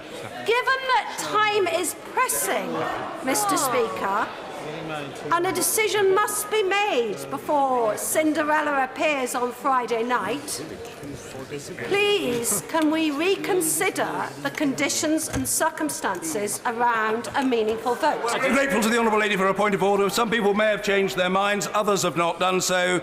The situation is as I've just described. I recognise the premium that the Honourable Lady attaches to the matter, but I don't have anything to add to or subtract from what I've already said, for the simple reason that I think that it has the advantage of being true and of continuing validity. Point of order, Kirsty Blackman. Thank you much, Mr. Speaker. Mr. Speaker, notwithstanding the programme motion that says that we will be discussing this again on Monday and your earlier comments about the Prime Minister's deal and the possibility of bringing it back, have you got any intelligence about whether or not the House will be sitting on Friday? And if it is sitting on Friday, what will it be discussing? The answer to that is at this stage I don't know. As the Honourable Lady will understand, that is not a matter first and foremost in my hands. It may be that colleagues will discover more tomorrow if they attend the business question. And again, I say for the purposes of the intelligibility of our proceedings, that after all is the weekly occasion on which we learn from the Leader of the House the intended business for the next parliamentary week. And I have a strong sense that colleagues will be in their places to listen to what the leader has to say and possibly to put questions to her. So enlightenment will come, not necessarily tonight, but in all likelihood tomorrow on that occasion or later in the day. A point of order, Mr. Kevin Foster. Thank you, Mr. Speaker. I always listen with great interest to the rulings you give on procedure, and I very much listened with quite some interest to the ruling you gave earlier today. But on consulting page 332 of Erskine May, I'd be grateful for your views, in where it refers to Standing Order number 27, allowing the government to arrange its business in any order it thinks fit, and further goes to say, this far-reaching control can be further extended by the government, if the need arises, by inviting the House to agree to a motion suspending the relevant standing orders. I'd be grateful, on a point of order, you could clarify whether my interpretation of that, which would give an ability to bring a motion forward to bring another vote or to arrange the business, would be correct compared to your clearly earlier. Gentlemen, I'm well familiar with Erskine May. The ownership by the House of its standing orders is a matter of established fact, which has been of long-standing significance. As to what happens in the period to come, we shall have to see. I'm extraordinarily obliged to the honourable gentleman, and I don't mean it in any spirit of discourtesy, but he hasn't told me something that I didn't know. And I'm deeply grateful to him, and I feel sure that he's pleased that he's made his point. Point of order, Kate Hoey. Mr. Speaker, earlier today we voted in a business motion for the proceedings today and Monday. There was an amendment put down by my honourable friend, the member for Stoke Central, which would have allowed us to vote on section 2 of that motion, which was going to say we would not vote on Monday, that it was originally going to be one day of this special arrangement. You, Mr. Speaker, you know, and I understand that you decided not to call that amendment. Given the problems now about Monday, would it not be sensible tomorrow to have a vote again on whether we actually want to continue with this on Monday? Well, I'm grateful to the honourable lady. That is an innovative thought on her part. She said originally the position was going to be one day, and I don't mean this in any spirit of unkindness or discourtesy, but the answer is no. The original form of the motion specified 2 days, not 1 day, specified what the mover of it wanted rather than what she might have wanted. There was that alternative proposition. My own view was that the House would be keen to get on with the substantive debate on a vast miscellany of different motions, and that the House should be invited to decide the business of the House motion. The House decided the business of the House motion, and the business of the House motion specified 2 days. I absolutely understand that that doesn't please her, but that is the factual answer to the perfectly reasonable question that she has put to me. Point of order, Bob Blackman. Thank you, Mr. Speaker. Clearly, the decisions taken tonight were to defeat all of the motions that you selected. But of course, there were 8 other proposals which you chose not to put to the vote, which is absolutely your right, on which the House has not had a chance to reach a decision. Many of those proposals were signed by a number of members for cross-party. Personally, I don't agree with most of them. However, we haven't tested the House's view on those. Could I therefore ask you, what is your intention about those that weren't chosen for debate? Can they now be considered on Monday for some form of testing the House's opinion? My understanding of the intention of the architect of the process was that it was intended ideally to reach a conclusion in 1 day, but more likely to result in a shortlisting, and that therefore on the second day, with a narrower field of relatively popular, if not sufficiently popular propositions, it would be possible to reach a conclusion as between those remaining high contenders. So off the top of my head, I wouldn't automatically have thought that it was the wish of the architects of the procedure, or most obviously the sensible course, to test those propositions that weren't selected in the first place. I'm happy to consider the point. I wouldn't have thought so. And I just say, and I know he's not criticising, he's asked his question in an extremely reasonable way, as he always does, but insofar as members might think, or others might say, well, what were those that weren't selected and why? The answer is I was making a judgment about the breadth of the issues, the numbers and range of support, and where there was duplication, as the honourable gentleman will attest there was, I was tending not, obviously, to choose two propositions on the same subject, but rather to arbitrate between competing claims. And it wouldn't seem to be obviously sensible simply to opt for the other of the two competing claims. I would have thought it was more sensible, if we have that second day, as the House has voted to do, to seek to make further progress from those that were tested today. That would be my instinct. I'm always open to representations from colleagues. Yes, very well. Point of order, Bob Blackman, and then I'll come. I particularly refer to, I think, the so-called Malthouse Compromise, which has signatures from at least 3 different parties, on which that you didn't select for debate, so this procedure has not had the chance to actually test the House's opinion. Why could that not be brought back as a specific issue, given the range of support there is across political parties for it? Well, I'm happy to consider the point. As I say, I thought that I chose a range of propositions that reflected the key issues in the debate and the key preferences for outturn. And I had some regard also, and I am speaking off the top of my head, of course, as colleagues can see, I had some regard also to a consideration which has always been adjudged to be important by members on both sides of the House and on both sides of the Brexit argument, namely the likely capacity to deliver an outcome. That was a factor in my mind, especially in view of pressure of time and the need to work with other partners. Point of order, Mike Gapes. Speaker. Further to the earlier point of order from the member from New Forest East, he said that the temporary Prime Minister should resign. Have you had any intimation, given the 2 huge defeats for the Prime Minister, following her discussions with her parliamentary colleagues this afternoon, that the Prime Minister will be coming before the House in the next few days to announce her resignation? Certainly received no such indication at all. I mean, the Prime Minister was here today, and the Prime Minister, to be fair, has been a most assiduous attender in the Chamber in making statements to the House and responding to questions, often for very appreciable periods of time. Obviously, she will be here next week. We fully anticipate and look forward to that for Prime Minister's questions. I've received no such notification, and obviously I'm aware of media reports, but I would not myself have been present at any meetings that took place earlier this afternoon for very obvious reasons. But the honourable gentleman has made his own points in his own way with his customary style and puckish grin. Point of order, Nigel Huddleston. Thank you, Mr. Speaker. You've commented previously that your determinations, your rulings in this place depend on precedents and context and circumstances. Many of us believe that the context of a meaningful vote 3 have changed in the light of the votes this evening. Could you provide some guidance as to what would constitute context and circumstances changes in your mind so that we can be assured whether or not a meaningful vote 3 is possible?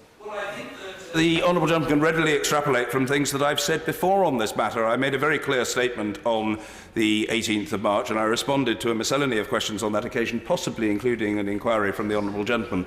I don't recall for certain, but there might have been such. And on that occasion, I indicated that it seemed to me there was a matter not just of precise wording, but of thrust.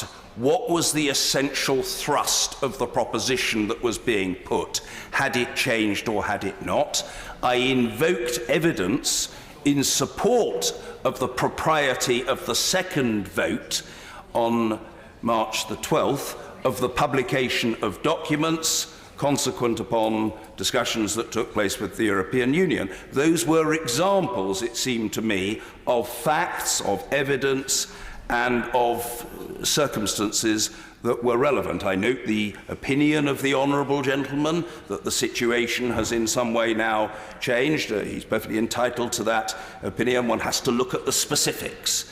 And if people come with specifics, then the specifics are considered. And as a wise and discerning fellow, and unfailingly fair-minded, I feel sure that the honourable gentleman will appreciate the wisdom of such an approach. And point of order, yes, if the honourable gentleman will forgive me, I will most certainly come. Point of order, Dr. Sarah Wollaston. This is both a national tragedy and a national embarrassment. And isn't it partly the fact that we tried to reduce a very complex issue with very many possible versions of Brexit into a simple binary choice? And doesn't this evening just demonstrate that we now need to set out what that choice is clearly and return it to the British people? And would you confirm, Mr. Speaker, that today the greatest number of votes was for a confirmatory public vote on a defined choice? Well, the factual record speaks for itself. The political point that the honourable lady perfectly reasonably makes, not a party political point, of course, but the political point is not one for me, but she's made her point with a typical sincerity and sense of insistence on what she believes to be right, and I respect that. How these proceedings, in all the time I've known the honourable lady, she's been concerned about this, are viewed by people out with this place, I don't know.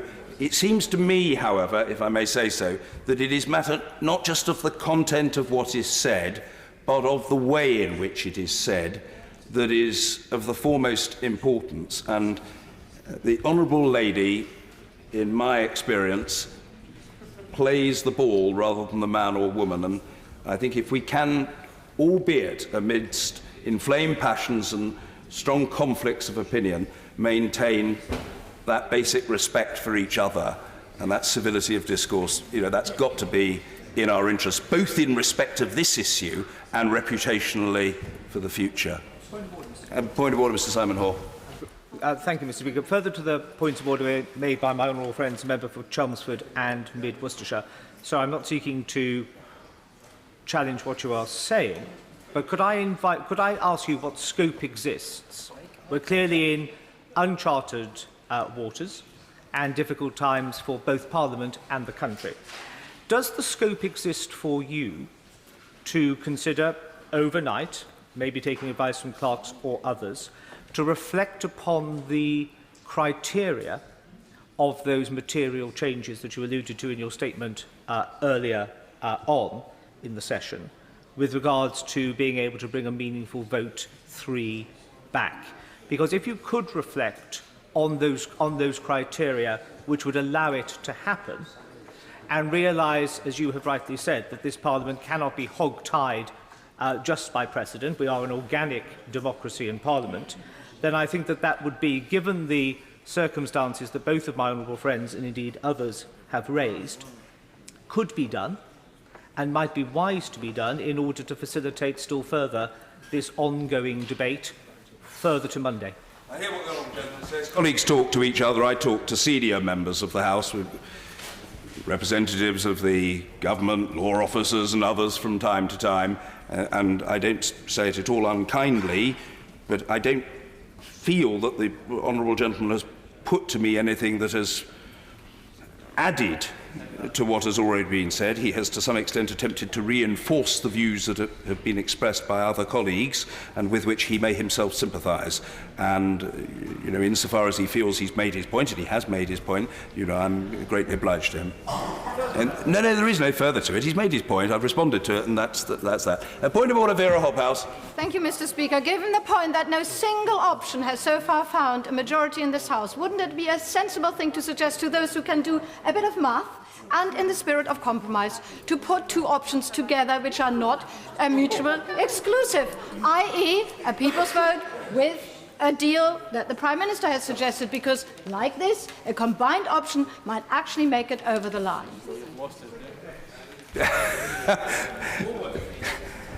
I hear what the honourable lady said. I don't think it's for me to adjudicate. Colleagues talk to each other, and all sorts of propositions are advanced, and they sometimes reflect compromises between people who are of a very different mind, sometimes people of a similar mind but a different tactic, and anything is possible. I think it's a good question, but it is, if the honourable lady will forgive me, and I don't mean this critically, it's inevitably an abstract question in that it doesn't attend to one particular circumstance, and therefore it's not something on which I can give a verdict. But is it possible for colleagues to communicate with each other about these things in the period ahead, both in the short term and in the medium term? Of course it is possible, and I feel sure that people will do so. Yes, of course. Indeed, I said I would come to the honourable gentleman. I apologise to him. Point of order, Mr Gareth Snell. No apologies needed, Mr Speaker. It's a late hour. I think we all wish to go home. Mr Speaker, Gavin Newland. further to the point of order that was raised by my friend from Vauxhall, Mr Speaker, about the selection of amendments today, and of course I have sincere deference to the decisions you made and do not seek to challenge those. The motion that was laid by the member for West Dorset on Monday didn't specifically refer to the following Monday being taken up on the order paper for more indicative votes. But can I ask, would it be in order, Mr Speaker, if the business of the House motion on Monday were to seek to claim a third day for indicative votes, given that was not specific in the original House motion? And would it therefore be possible to consider amendments on that motion on Monday so that we don't end up with every day claiming a further future day to repeat this and we end up no further forward in this exercise? Hear, hear. It would be perfectly possible for an amendment to be put to any business of the House motion on Monday to me for consideration. In other words, if the honourable gentleman is saying, for the sake of simplicity, could he have another go, it would be perfectly open to the honourable gentleman to have another go. I'm not going to give him any advance promise or indication of likely judgment, but it's perfectly possible for that matter to be considered in the round, and so he may want to take his chances if that scenario plays out. Yeah. If there are no further points of order, we come now to the adjournment. The whip to move. I beg to move that this House do now adjourn. Thank you. The question is that this House do now adjourn. Mr Gavin Newland. Thank you very much, Mr Speaker / Madam Deputy Speaker. I have to say it now feels like we're actually in a Friday sitting, as we've been here such a long time already. But I rise today to raise the growing concerns that have been brought to my attention by both the National Federation of Sub-Postmasters and many sub-postmasters in my constituency of Paisley North. And I know that colleagues from across the House will have heard similar calls themselves. A number of colleagues have already indicated a desire to intervene, which I'm keen to accommodate, but all I'd ask for is brevity when we do so. But, Madam Deputy Speaker, the simple and undeniable fact is that many post offices are facing increasing challenges and huge uncertainty with regard to their long-term financial viability.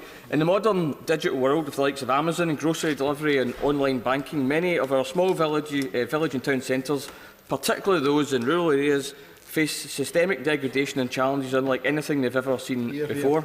As I alluded to, this comes at a time when big banks continue to up sticks and close their local branches at short notice, often with little consultation with their supposedly valued customers and local representatives. The role of the Post Office as the community banker is therefore becoming increasingly pronounced. I would be delighted. He's most kind. I did ask him, Madam Deputy Speaker, to give way, and I'm here to support him in this issue as well, because this issue is very important for me and my constituency. Does the honourable gentleman not agree that in rural communities, post offices are the hub of country life and are more than a link to essential services, but are further for social interaction? And it's so important for post offices to have them in rural communities, to be able to have contact with elderly people. It is for many people, the post office is their life for many people. Totally agree with the honourable member, and I'll go on to detail some of that. And after the shenanigans of the last hour, I feel that balance has now been restored to the force after the honourable member has intervened in the adjournment debate. But I was saying the Post Office is a community institution in Scotland, and indeed, as we've heard, the rest of the UK. Over the years, we've had famous firms like Woolies, BHS, Blockbuster, in addition to countless small family retailers in our towns and villages, closing their doors for good. But the Post Office continues to be a fixture in our local communities. And under successive governments, we've faced decades of aggressive privatisation, it's late, Madam Deputy Speaker, of nationalised industry that many, particularly in older generations, felt immense pride in contributing to. The Post Office looks very different today than it looked 25, 50 or even 100 years ago, yet requires still further modernisation. But to paraphrase a former Tory Prime Minister, it remains one of the only pieces of family silver which has not been flogged